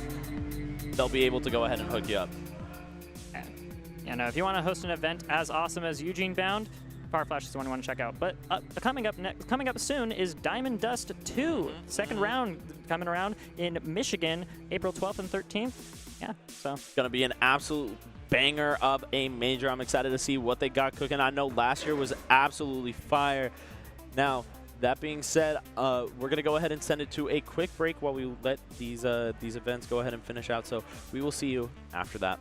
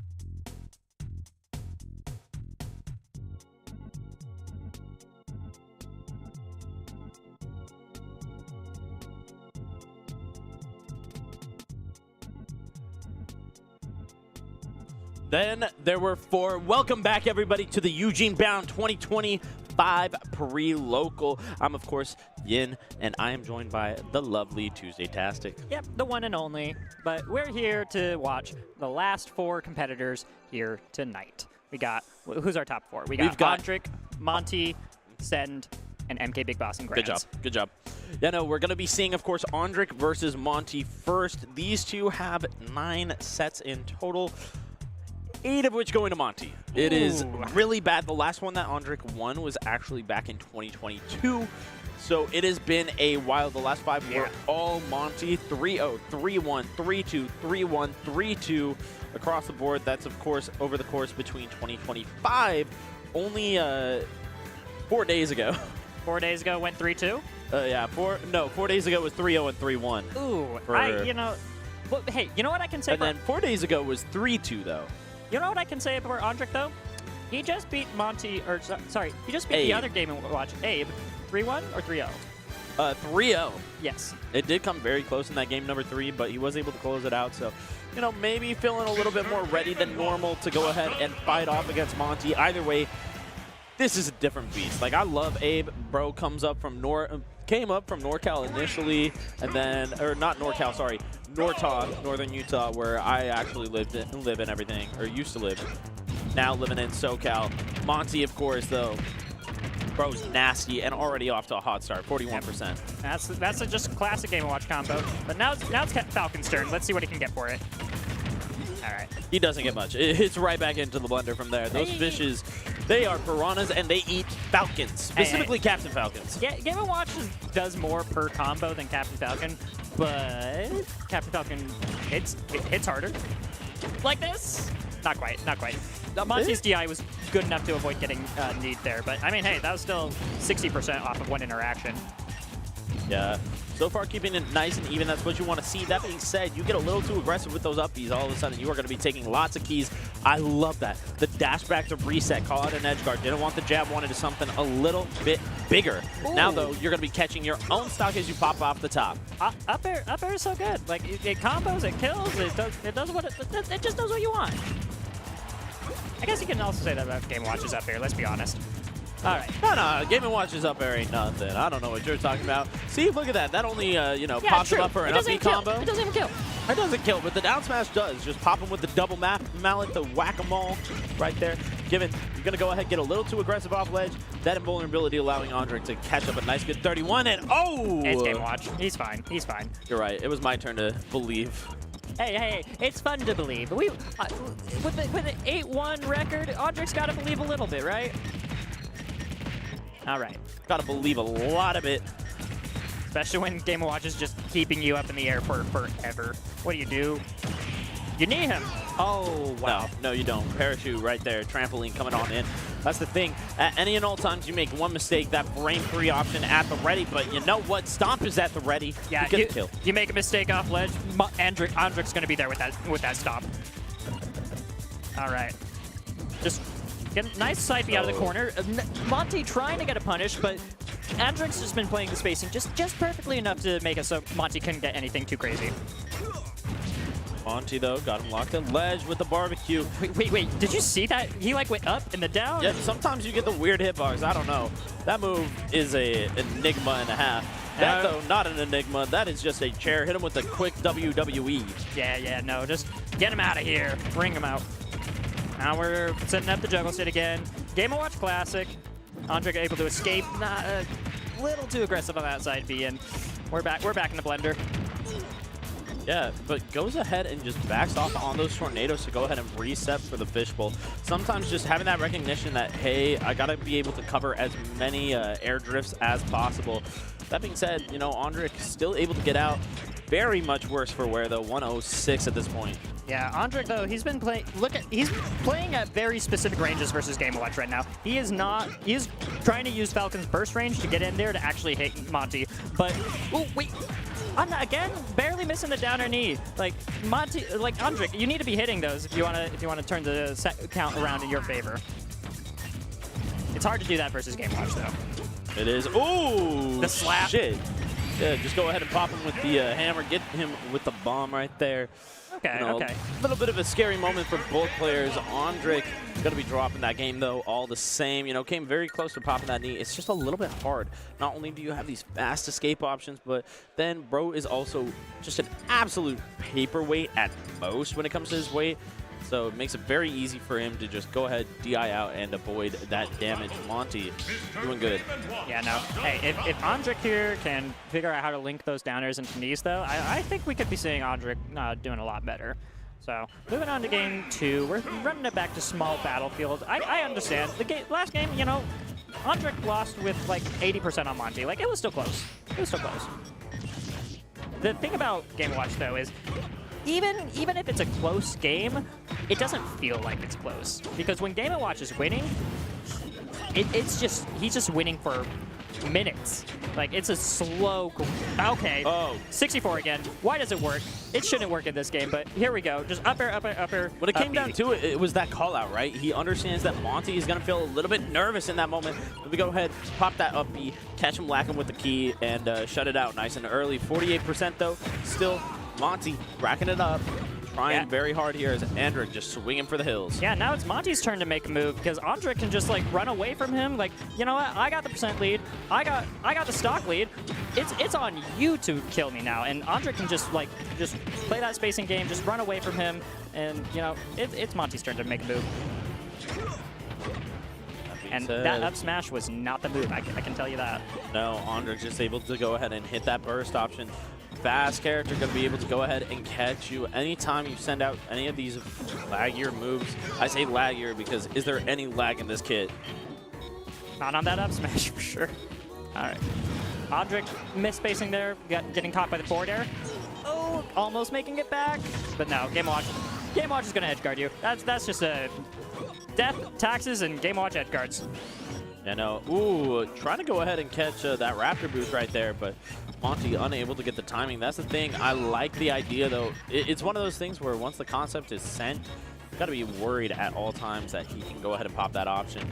Now, getting caught up with the grab might be turtling, but you are going to get damaged for it. Andrik is really taking advantage of Captain Falcon's dash dance here. Just dash back, dash in and out, in and out. And, a lot of people say dash dancing is bad in Smash Ultimate, but Captain Falcon, as long as he's playing it far enough away where he can actually take advantage of his burst range, actually has a pretty good dash dance.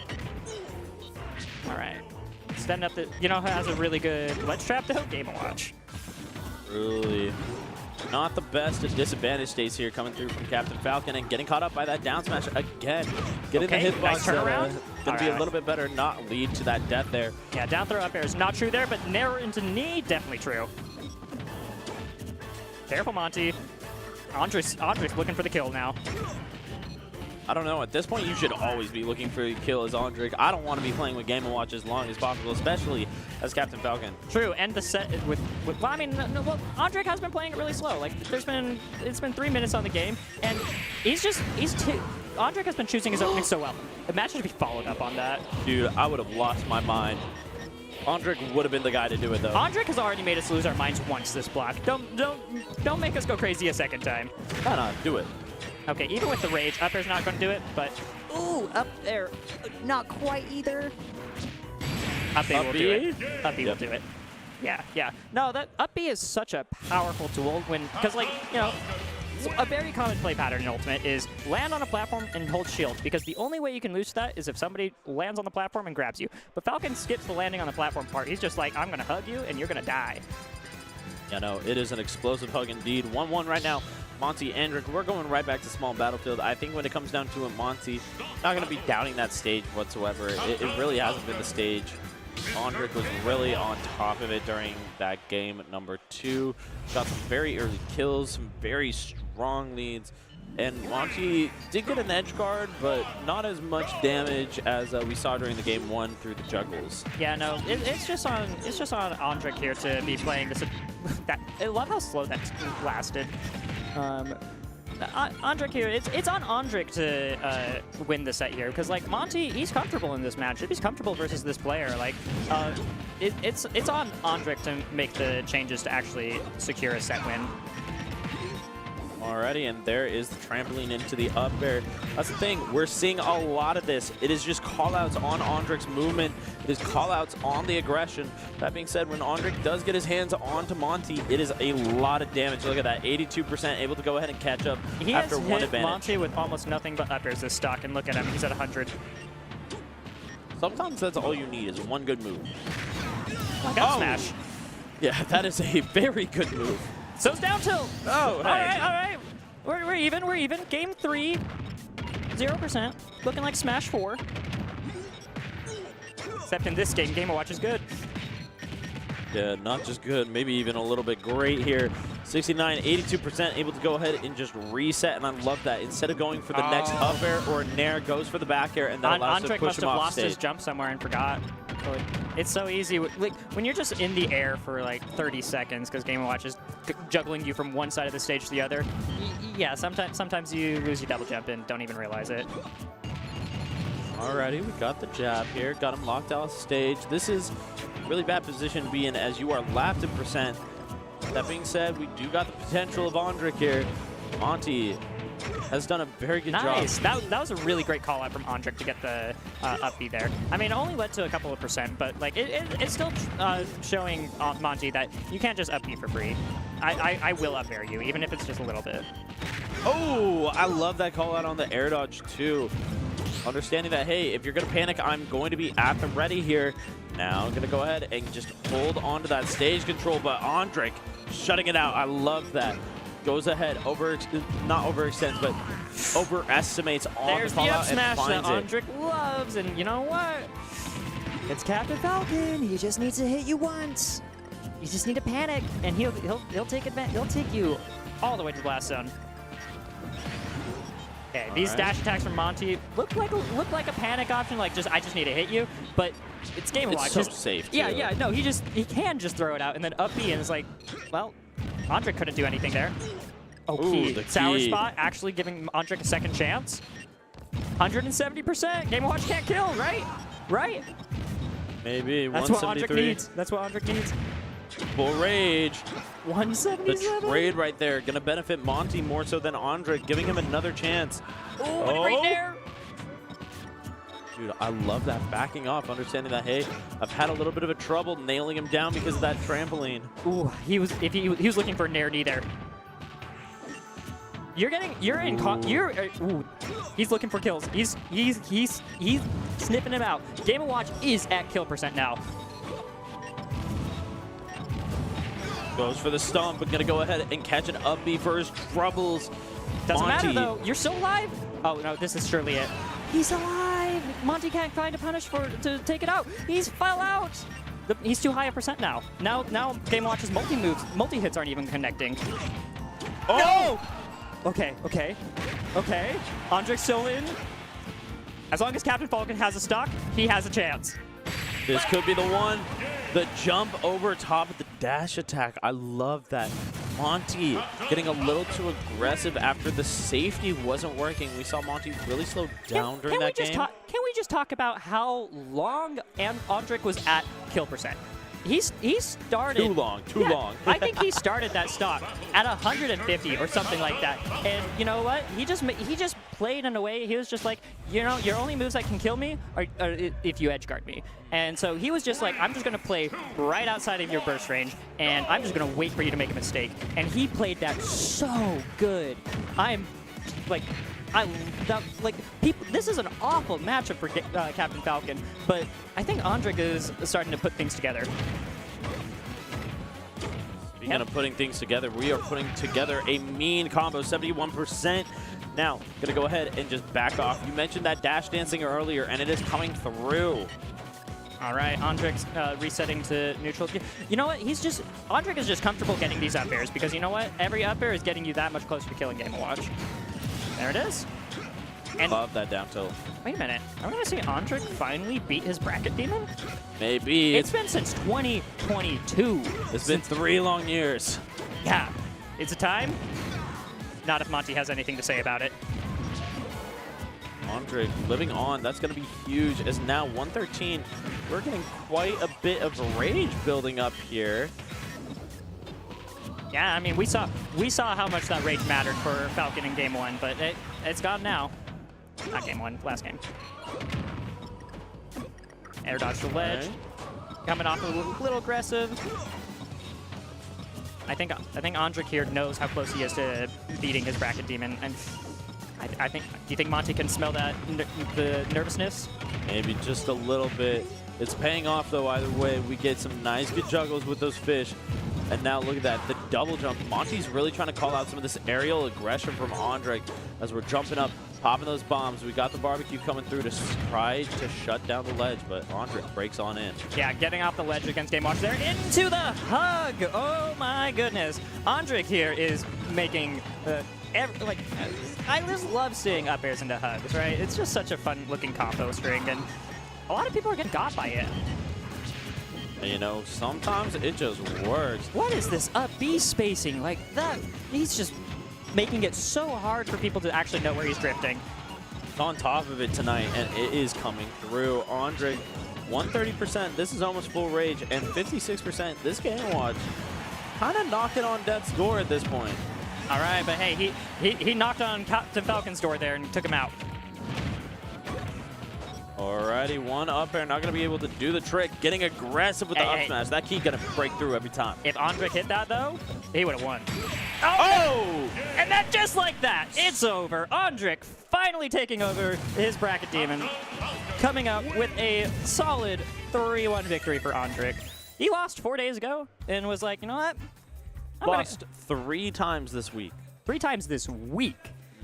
Bro came through. Finally, he was able to put it together. I think fighting Abe earlier gave him that matchup experience to really understand. Yeah, Abe still an excellent Game & Watch player, but at the end of the day, going from one Game & Watch player in bracket to another, it gives you that chance to experiment and really understand. And Andrik was able to take the experience he gained from his match versus Abe and turn it into a 3-1 versus Monte.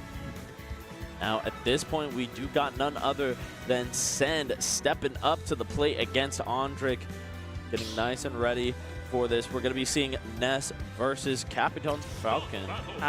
You know what? This is finally a time where it's I can't say I have commentator bias for Utah anymore. I love Andrik. I've loved him for years, and I'm looking forward to this match though. I mean, I'd be happy with either player winning. Well, love him for years, love him for days. Either way, that is a 2-0 set record in Send's favor. Both of which though being from 2022, being Wave Dash and Double Down. Yeah, I mean 3-1 in Send's favor both times. Yeah, I mean, hey, Andrik's already shown that if he has 2022 was a different year, and 2025 is going to be, maybe, is it the year of the Falcon even? Maybe, we'll see it right here. Already, Send getting up, stepping up to the plate. Right now, Andrik getting a little bit aggro, of course, and looking for the kill right out of the gate. That was such a wonderfully creative advantage state. I'm learning stuff just watching this game. All right, good PK fire from Send here. I don't think Falcon has any more resources, and that's gonna be a stop to take it out. Yeah, no, you gotta be so careful on stage as either character. Speaking of which, right, these characters are just going to explode each other. We're in for something explosive today. These two are aggressive. They have all of that murder, that psychopathy built in, and they want to end their opponent at all times, and we're seeing that. Look, we're trying to catch out with the forward air because we go ahead and link into even more. Quick, nice, good two-piece there. That up air barely caught Ness there, but you know what? We're just sitting back neutral. We're both going to be throwing out our awesome aerials, and hey, Falcon's the one who comes up ahead. Oh wow! Send waited for the very last second to air dodge there, and that is actually enough for him to take the stock. Unless he was alive. Oh, spoke a little too soon. Andrik Tuesday was dead. You gotta be. Nope, he wasn't. But then Send saved him, only for Andrik to come back around and stomp him instead. So ungrateful for the savior, you know. All right, Andrik put the patience at the ledge here. He had to develop that patience versus Monte here, and I think that's going to be a very, very valuable skill to have versus Send. Okay, Nair's Nair. We got a combo going. Interesting back air there. Hey, you know what? If it extends, it extends. Either way, we take a little bit of extra damage. Send, though, finding that Nair. This could be it. Sending out a PK Flash, and yeah, that's going to catch it every day. Wow. Yeah, no, like, PK Flash, terrible move until Send uses it. Hey, I don't know what it is. It's just different, but speaking of different, Andrik. There's the Andrik down airs that we know and love. There's two things I know about Andrik. It's down air and up smashing. You know what? It's working. It doesn't matter which it is. I don't know. I think I got a third thing, and that is that up B. What the hell is that up B every time? Yeah, no. Falcon's a weird character. I feel like he's kind of a bad character with really broken moves. And actually spitting. Yeah. But no, we're moving into game 2 here, and you said the set count was 3-0 for Send twice? 2-0 Send. 2-0s? Okay, 3-1 was each game, or each set. Okay. So, you know, Andrik taking a game isn't entirely out. Like, Send can still make the comeback here. Alrighty, 42% here. Send trying to stall off stage, use that lightning to go ahead and shut out that stock nice and early. Andrik, though, you know, always the mad lad when it comes to that edge guard and the combo game, shutting out a stock nice and quick. Yeah, no, we love to see it. Nair, knee, or Nair, up air, knee. Falcon mains are just going to try to find any possible way to combo into knee because they need to. Okay, careful, Send. You're getting down aired. Speaking of down air, you know what? Send it right back. That move does business, all right? All right, a little too far for Yo-Yo to do any. Oh, wait, never mind. Yo-Yo's kind of big. Why'd that hit? You see, it's what we call broken, and we lean into that. All right, Send here, somehow able to make it back to the stage with an up B like that.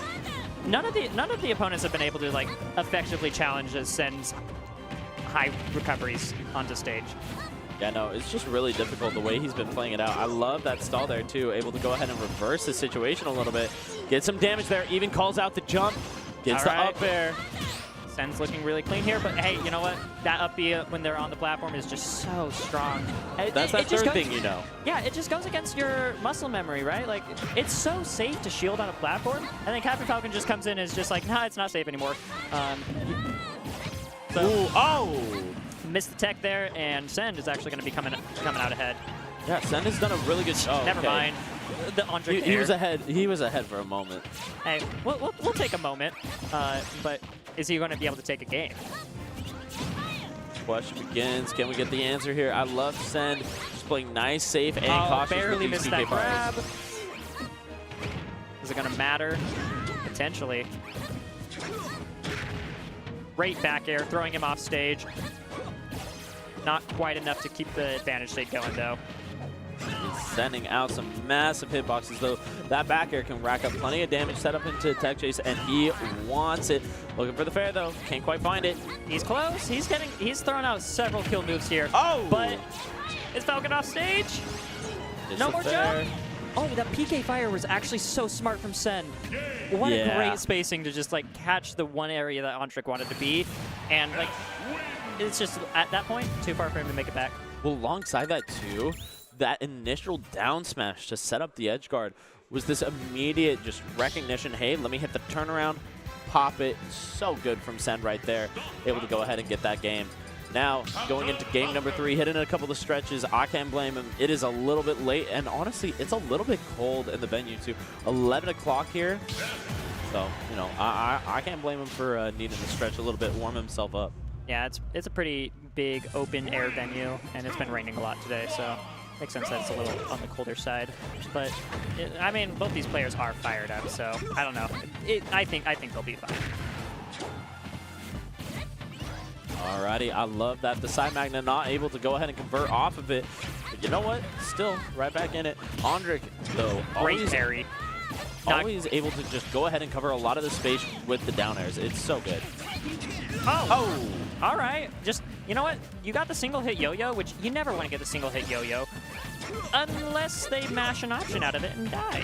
Then it's cool. Then you're happy with it. Then we take that every day of the week. But you know what? Andrik gonna go ahead and take a stock tonight. Yeah, no. Like, Send took that stock, and before I could even finish my sentence, Andrik was taking his. So, yeah, it's just gonna be that kind of match. It's like, oh, this is so scary. Tech, yeah, okay. Still though, 50% for one side B offstage. As Send, though, I think you're just happy you're alive. Able to air dodge through it, drop down with forward air. Send just needs one good opening here, unless it's Andrik's opening instead. Alrighty, I love that down air to go ahead and call him out.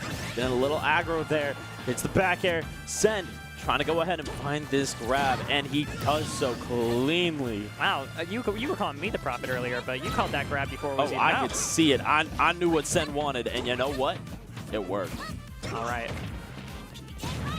There we go. PK Fire, giving him a chance to make it back to the stage. Scary situation for Falcon here, but especially with that down tilt. Ooh, into the jab. Look at this, almost lapped in percent. Are you going to get locked again? No, we get the grab here to reverse it. All right. Back air, not quite enough to seal the deal. Andrik's trying to go off stage though, but Send. At this point, when you're at 85%, it is scary to go off an edge guard nest. Because if you get clipped by PK Thunder, you do just die. You just kind of have to let Send have the, or you just kind of have to let Ness have the recovery sometimes. Yeah, don't want to go ahead and risk the game all on one mistake. Yeah, and we've seen Andrik able to clutch from like the depths. Like if he was able to make a comeback at I don't know about this mountain. Okay. Not that mountain. He's not climbing that mountain. No, but, no. You know. I mean, well, I guess he did reach the peak, but that was the peak of the blast zone after the yo-yo. True. So Sen definitely helping him out with climbing that. Yeah, no, I mean, it's really helpful when someone else can just shoot you straight to the top. All right. Send here looking pretty clean going into game 4. We'll have to see if Andrik can, find that explosiveness that was able to get him to game 1 and, tap into that side for just long enough to clutch up and take the set. All right, we got the side magnet. Okay. Not able to get the infinite. Pretty sure Ness can drag characters across the entire stage with that move. Yes, 100%. Right. That being said, we might be sending to 100% right here from Andrik. Already up air to up air. We are connecting it, and you can't be whipping that in his face. Otherwise, he is going to be sending you right into that blast zone, taking that stock and going up. Andrik here, it's just like, you know what? I'm going to hit you. You're not going to have a chance. Oh, what? No way! Send up doing the craziest PK rocket, and wait, he's dead. He's alive! No, he's dead. No, he is dead. I forgot. You were right the first time. Wow. Okay. You just gotta believe in yourself. Have faith. True.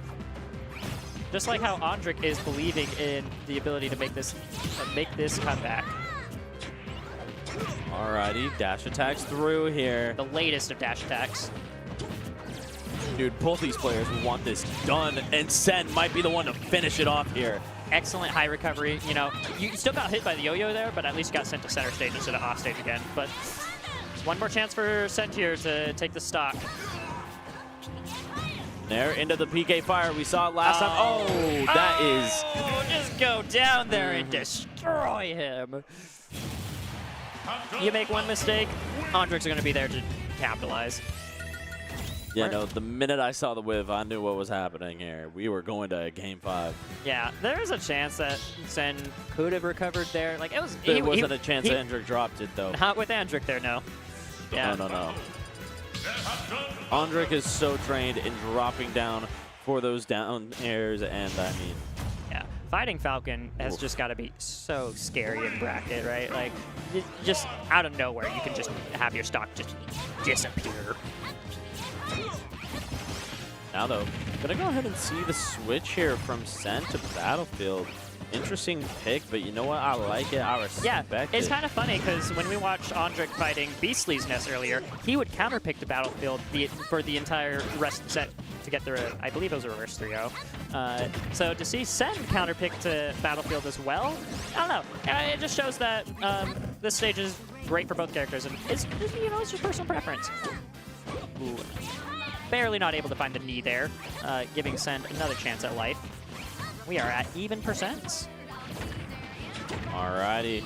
Though at this point, now that we've got those extra platforms, that is allowing for Andrik to chase a little bit higher with his own up airs. Sendo going to go ahead and immediately get that drag down. That is nice and easy for him every day of the week. Yeah, this is his job, all right? Yeah. I mean, hey, when there's this much money on the line for even a pre-local, like, you want to win it. Gotta afford the flight somehow. And try to go ahead and get that PK fire. I love how well Send has done these nairs at the ledge. Does get caught up by the up B all the same. Andrik's up B's though, it's still good. It's still great and out there. And we're getting the dash attack here. Awesome recognition from Andrik there to realize that Send land on the platform. He's naturally going to want to shield, and you can follow up the up B pretty easily. Ooh, speaking of up Bs, we've seen those a lot from Andrik, where he just goes ahead and calls out the shields on those plats. Now, though, getting called out by the that yo-yo and everything, and now locked off stage. Amazing recovering from Andrik there. There was so many ways that he could have messed up there, but Andrik found the one way to make it back to the stage and give him another chance to take out this stock from Send. And he's looking for it. Ooh. Sendo air dodging right on in. Hey, Gets the nair. He teched this time. You know what? Might have dropped 3 stocks, but you don't drop a 4th. Oh, went for the jab. You know what? Andrik there was trying to find a kill. If he got that up B, he would have killed Send. But Send even was one step ahead of him and knew that rolling in would give him the best chance of living. And here he is with a stock lead in the final game. And Send, I see the startup of that side magnet, just didn't get it out in time. This time around, going to go ahead and bob right on through. Does get that nair to fair. Now we're going ahead and getting a little bit of damage racking up here, but Andrik, bro, is getting a little too antsy here at ledge. Send always willing to stall, but unfortunately for him, stalling a little bit off there. A rare time where Send does not perfectly aim his PK rocket. This man is exceptional at aiming PK rocket. Don't really need to aim the yo-yo, do you? And that is going to be game 5 for Send. Yeah, that's right, sir. Hold that. Hold that. I see you walking away. I wish you guys could have seen him. Bro came up so mad that his boy lost and everything. Look, I'm sorry. Hey, Utah's just built different. Shit, all right. I see what it be. I see what it be, sir. See you tomorrow, you know? Come on. No, Andrik had an amazing run, though. No, I mean, honestly, like, he beat multiple gaming watches. Monte, Abe, like, winning that matchup. Sheesh. I ain't doing it. I know that much. Yeah, I mean, still going game 5 with Send. Like, I mean, that's Andrik. Game 5 Send, game 5 Big Boss. Didn't kept it close each time he lost. So yeah, no, I mean, just a little. If it went just slightly differently, it was Andrik's chance in grand finals, not MKBig. But that's not what we're seeing. We're seeing the run back of MKBigBoss versus Send. So we'll see if Send is able to make, figure out what went wrong with his set versus MKBigBoss in winner's side, or will MKBigBoss just take it home? Yeah, I will say, keep in mind, chat, this was a 3-0 and a handshake, that dirty 30 inside a winner's final. So hopefully, Send has a little bit more answers. That being said, Big Boss definitely going to be sitting a little bit comfy. He was taken to the ropes by Andrik. On the other side, though. Honestly, if you're MKBigBoss here, and based on the way the sets went today, you want to be fighting Send, not Andrik. So I have to say that he is probably really happy to see the results of that match. Well, I guess they're both Mexico, so maybe the Mexican pride would ride through. Now, in the meantime, while we're waiting for our 2 competitors to step up, I just want to go ahead and give a little bit of shout-outs to some of our lovely, lovely sponsors. Of course, earlier we talked about the wonderful social media managers. Hey, Sirk, I love you, babe. Oh, he's mad. He's mad. But you know what? Let's go ahead and talk about Boise, Idaho's National. It is coming back at you once more. Good manners and customs, too. All I'm going to say, Utah won last year. Idaho, maybe step up your game this year. Yeah, at least they're putting up the events, though. And if you're nearby or, you just feel like traveling to Idaho, pull up May 17th. Then we got French Bread Gaming is presenting Bread Basket. That name got you, huh? Yeah, you had to struggle with the French Bread Gaming. Hey, that was a tongue twister, and it wasn't even a real one. Hey, production is laughing at you. That's crazy. production giving you crap behind the desk. Twisting my tongue like I'm speaking French over here. But Well, hey, you know what? SoCalSmash.net. Shout-outs to the Edmonton breadbasket, but also shout-outs to SoCalSmash.net. If you're wanting to connect with the SoCal Smash scene, whether it's Melee or Ultimate, go ahead, find them. yeah, no, it's nice to have a quick repository of stuff there. But we got a final announcement for Best of the West 2 or 3. Oh, shit. Oh, shit. Best of the West 3.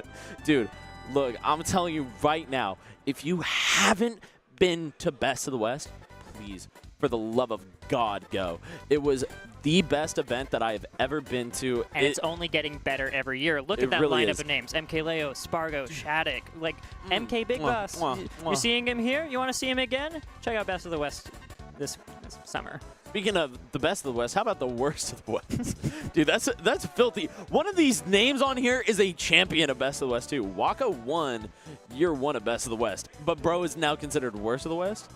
Hey, I remember.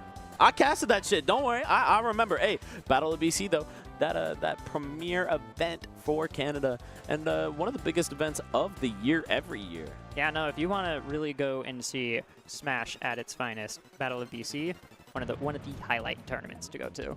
Code EugeneBound for $10 off. And of course, Satellite Network, you know where to find it. We got Air Dashers, Fighters, Melee, Ultimate, and you know, of course, there's some Rival 2 coming through, of course. So go ahead, subscribe, drop a little bit of a follow depending on which platform you're watching on. And honestly, just send them all your love and support. Yeah, Finally. we got Tempest Stream Productions. They've been partnering with EugeneBound here to create just a fantastically run event. So if you want to have an event ran as well as EugeneBound, Let me actually throw in there, not just EugeneBound, y'all worked Genesis this year? Yeah, I saw that. I saw your logo on. Those are my guys right there. That's right. we're just simply working with the best of the best here. Now, hey, speaking of the best, we got Big Boss and Send stepping it up. Dude, bro, was that you queuing in the Pokemon Stadium music, Sayo? Dude, my guy. That just sounded dope as hell. Hey, that's why Tempest is the production team to hire. Honestly, dude, if you ain't hiring, what are you? I just assume you don't got the money like that, I guess. They're just kind of nasty like that. Sayo's laughing at me. All right, starting off, we got PS2 for Game 1. Send, Big Boss, right back at it. Send already taking out 36%, but you know what? Positioning him at the corner, I like this. Already, not only have we got a different stage, a little bit wider, maybe a little bit more space for Send to go ahead and maneuver around, but alongside that, he is just playing nice and patient and is coming through. 78, 90%. Can we get a little bit more, baby? The up B just not, the tail was just a little bit too far away for Rob, so Rob could get away and, you know, bring it back to center stage. Oh, okay. Send was so ready to back something back at Rob. You throw a laser, you throw a gyro, I'm hitting it right back, all right? Yeah, we're playing baseball out here. We got the stadium here for a reason. Oh, okay. I guess Big Boss? misinput, most likely. Big Boss, you okay? Just gonna go ahead and drop the stock right there, Send, you know. Not gonna look at gift horse and mouth. Yeah, no. Like I said, if my opponents just kept killing themselves, I'd actually be so good at Smash. I've been saying, I just wish my opponents would SD more. I'd be so nasty at Smash. And we got the PK Rocket, a quick little 40. Yeah, quick little... Dude, Big Boss's eyes just blew up the minute he got hit by that. It's scary. I mean, you just see, like, Ness just starts throwing out this blue lightning, and you just want to get as far away from it as possible. But Ness wants you to do that. Ness wants you to roll away so that we can chase you with it. Oh my God, that was such Lord. a... If he actually got the grab off of that, that would have been so cool. All right, he does get the next forward air after the fact. Send actually coming alive, especially compared to that game, that winner's final set. All right, just keeping this advantage state, not giving MKBigBoss a chance to find any openings. Just keeping him at the ledge here. All right, he finds the PK Fire, trying to lock it down. Now it's sounding like a lead Smash with that many PK Fires. Hey, you know what? It was sounding like a lead Smash, but at the same time, the way Sen was positioning it, it was all meant to just catch Big Boss, getting over-aggressive with the up airs. Wow, wasn't able to DI that one and, you know, died for it. Rob up air is so hard to DI correctly because it'll change up, it'll mix you up at the very last second. All right, able to make it difficult for MKBigBoss to make it back to the stage. Slowly but surely, I do think that MKBigBoss is just going to die. Okay, that just works. Dude killed him at what, 9%? Yeah, just you know, just kept swatting him off stage little by little. You know, he's just gonna slowly run out of fuel. Like, Rob can fly, but it's with an asterisk.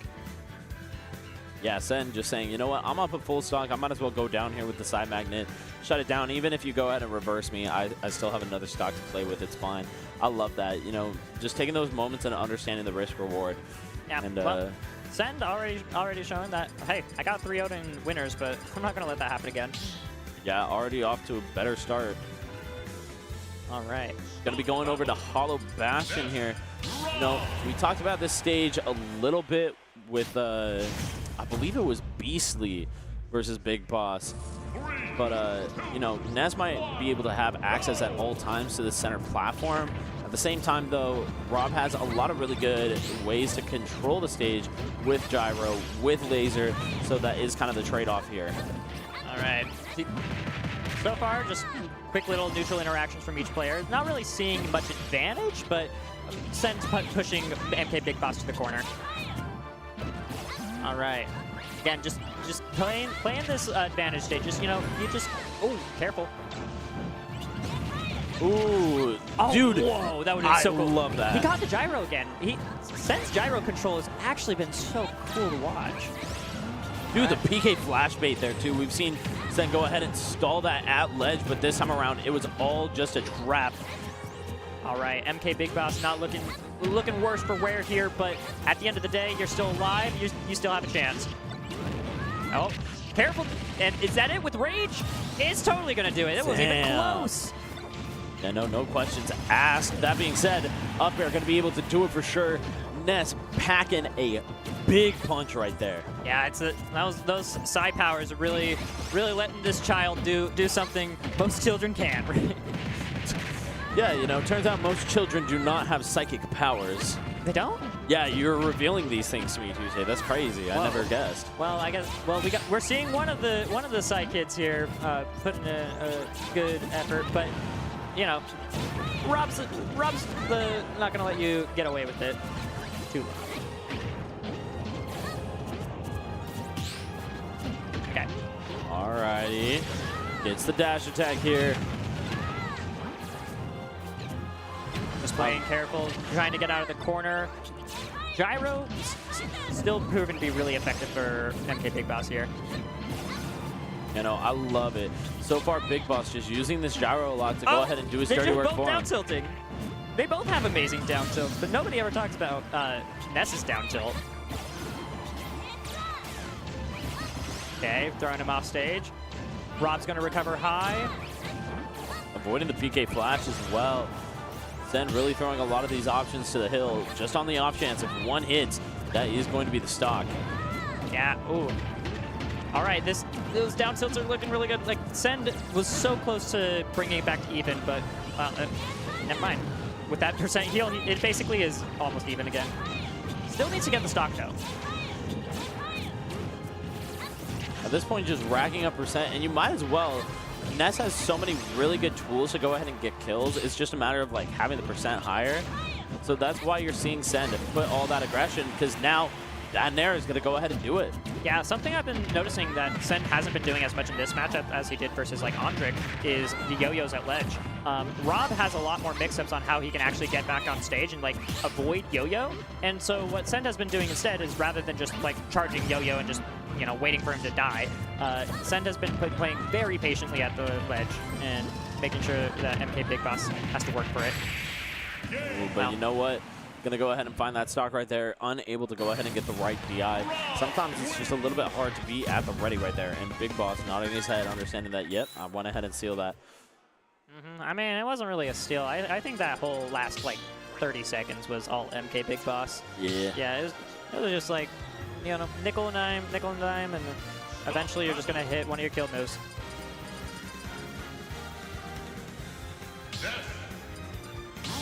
Andrik wishing Big Boss some good luck here.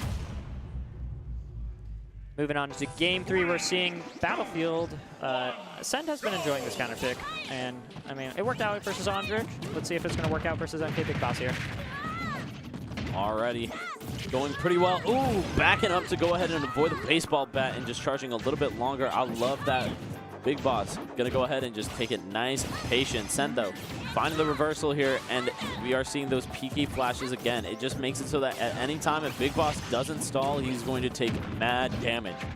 All right, great advantage state from MKBigBoss here, recognizing that I'm gonna down tilt you, you're gonna keep on shielding, easy grab. All right, he does find that forward air to go ahead and call out Big Boss. Send getting out of the corner, only to get sent back into the corner with a reversal back throw. And yeah, Send knew there's nothing that Ness could do to make it back there, and just save the time. Don't even bother trying to recover. Brutal edge guard there. Now, at this point, got him up to 78, though. I do love these gyro conversions from Send, and utilizing the gyro to go ahead and set up the PK fire as well. It's just small little details like that look so good. All right. Send here trying to set up a edge guard situation, but Rob is just able to fly right through it all. And it's just so hard to keep Rob in the corner. All right, he does get that back air, but that tag, he needed it. And it's like now Rob with rage too. Like Send needed to get the kill there. What? That's gonna do it though. All right. Back air, Send's shield is looking a little small here, but now it's Send's turn to play the advantage state. Not able to get the gyro on the return shot. That's fine. Ooh. Gyro comes back so fast. I will say that aggressive nair is brutal. All right, barely not dying to the up air there. Send has another chance at life. DIing it good. All right. You still in it, still in it. Placing the gyro just right there at all times. Send though finds the way to go ahead and fire right back. Side magnet, troop off ledge, actually really coming clutch for Send here. But yeah, no, MKBigBoss knew you were going to neutral get up and shield since he had no other option. And one quick little gyro to finish the stock off there. Alrighty, Send throwing out a lot of these moves, and you might as well when you got the safe aerials. One good call out could lead to a lot of damage, but Big Boss doing a really good job of not letting Send get away with too much. Yeah, no, I mean, it's Ness is a great character when his aerials are bigger than yours, but Rob's aerials are bigger than the entire character Ness. So, like, that makes it so much more difficult for Ness to find his openings, and, well, you see Rob get stuff like that. Now, up 2-1, and considering the fact that the one game Send did get, you know, although there was that nasty edge guard to close it out, keep in mind, it was an SD to start off that game. True. Yeah, no, I mean, Send, you are on your tournament life right now. Are you going to be able to figure it out, put it together, and get this bracket reset, or is MKBigBoss going to walk home with the W tonight? 2, 1, go! Alrighty. Got 2-1 for Big Boss right now. Can we go ahead and finish it out? Is it going to be a nice, clean 3-1 for Big Boss? All right, Send here, just trying to keep this advantage. Wasn't able to pick up the gyro because gyro is just obnoxiously difficult to pick up sometimes. All right, Send trying to find a follow-up there on the platform. Not quite able to figure it out. MKBigBoss mixing it up. Yeah. All right. Alrighty, getting a little aggressive with the gyros and the lasers, and it is working. Some very good magic here as we just go ahead and control that center stage. Yeah, no, Send here, he's recognized that the way he's been losing is MKBigBoss just keeps on putting him in the corner and making it impossible for him to make any headway. But when Send can be the one to start off with the center stage instead, then it's a different kind of story. Thing is, the way Big Boss is playing. Oh, are we gonna die? That was a really great spacing from Send there, but Rob's a little bit too heavy to die from back there. Alrighty, I love. Oh, never mind. I don't Is he gonna love get the way it? he's He did not positioning. get the gyro. He did not get the gyro. Gyro's so stupid. He's just like me. Hey, if Send can't grab Gyro, don't feel bad if you can't grab it either. Yeah, ooh, but you know what? Big Boss is going to go ahead and grab that stock. All right. Oh, great PK fire to catch MKBigBoss trying to fastball to center stage. Oh, so many PK fires coming out. Almost enough to take MKBigBoss's stock. He's not just like me. He's different. Wait, he might just take the stock here. High recovery from MKBigBoss, though, giving him the chance to make backstage. Careful. Ooh, caught the air dodge.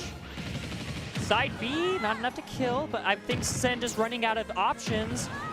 The F tilt too to go ahead and catch that. Sen at this point forced to recover high. He's so good at making it back in those just a guy. situations. Literally, no other Nest player I've seen it has been as good at finding ways to recover when you only have your up B. Still alive. And he's alive? I thought for sure he was dead. You know what? That Battlefield pick worked. Never mind. I take it back. Well, I mean, Battlefield pick not working. It worked out in that instance until, you know, he got hit. MKBigBoss, though, he is like, I would like my position now if I were MKBigBoss. Still alive. I mean, you just need to bake it back. Get a little bit of extra credit. Oh, that down tilt. Dude, it's so rapid. And now Sen doesn't even have a shield. That shield poke because his shield was so small. Alrighty, I love that. Gonna go ahead and call out the shield drop. You can't be lacking in that moment. Otherwise, I'm gonna go ahead and come in and take that stock. Speaking of, looks like Sen might be dropping this one here. Oh, wasn't able to catch the gyro, and that is going to do it. And MKBigBoss is your EugeneBound 3 Prelocal champion. Now, will that carry on in tomorrow? We'll have to see. But Sen, you know, stroking that chin, and I can't blame him. You know, he was doing fairly well, but Big Boss just had this really good acknowledgement of where the recovery routes were going to be, how he was going to place himself, and how he was going to go ahead and shut that down. Now, speaking of, we are going to need to shut down the stream nice and quick. So, hey, if you enjoyed what you saw here, we have so much more in store tonight. Go ahead and follow, of course, on the Satellite Smash stream. Go ahead and follow us on our Twitters at TuesdayTastic, at YinCast. Hey, and also subscribe to Only on Tuesdays if you want to see some Smash Bros. Content. True. And Rivals of Ether too. I'm dipping my toes in that too. And hey, we will see y'all tomorrow. Yeah, catch you next time.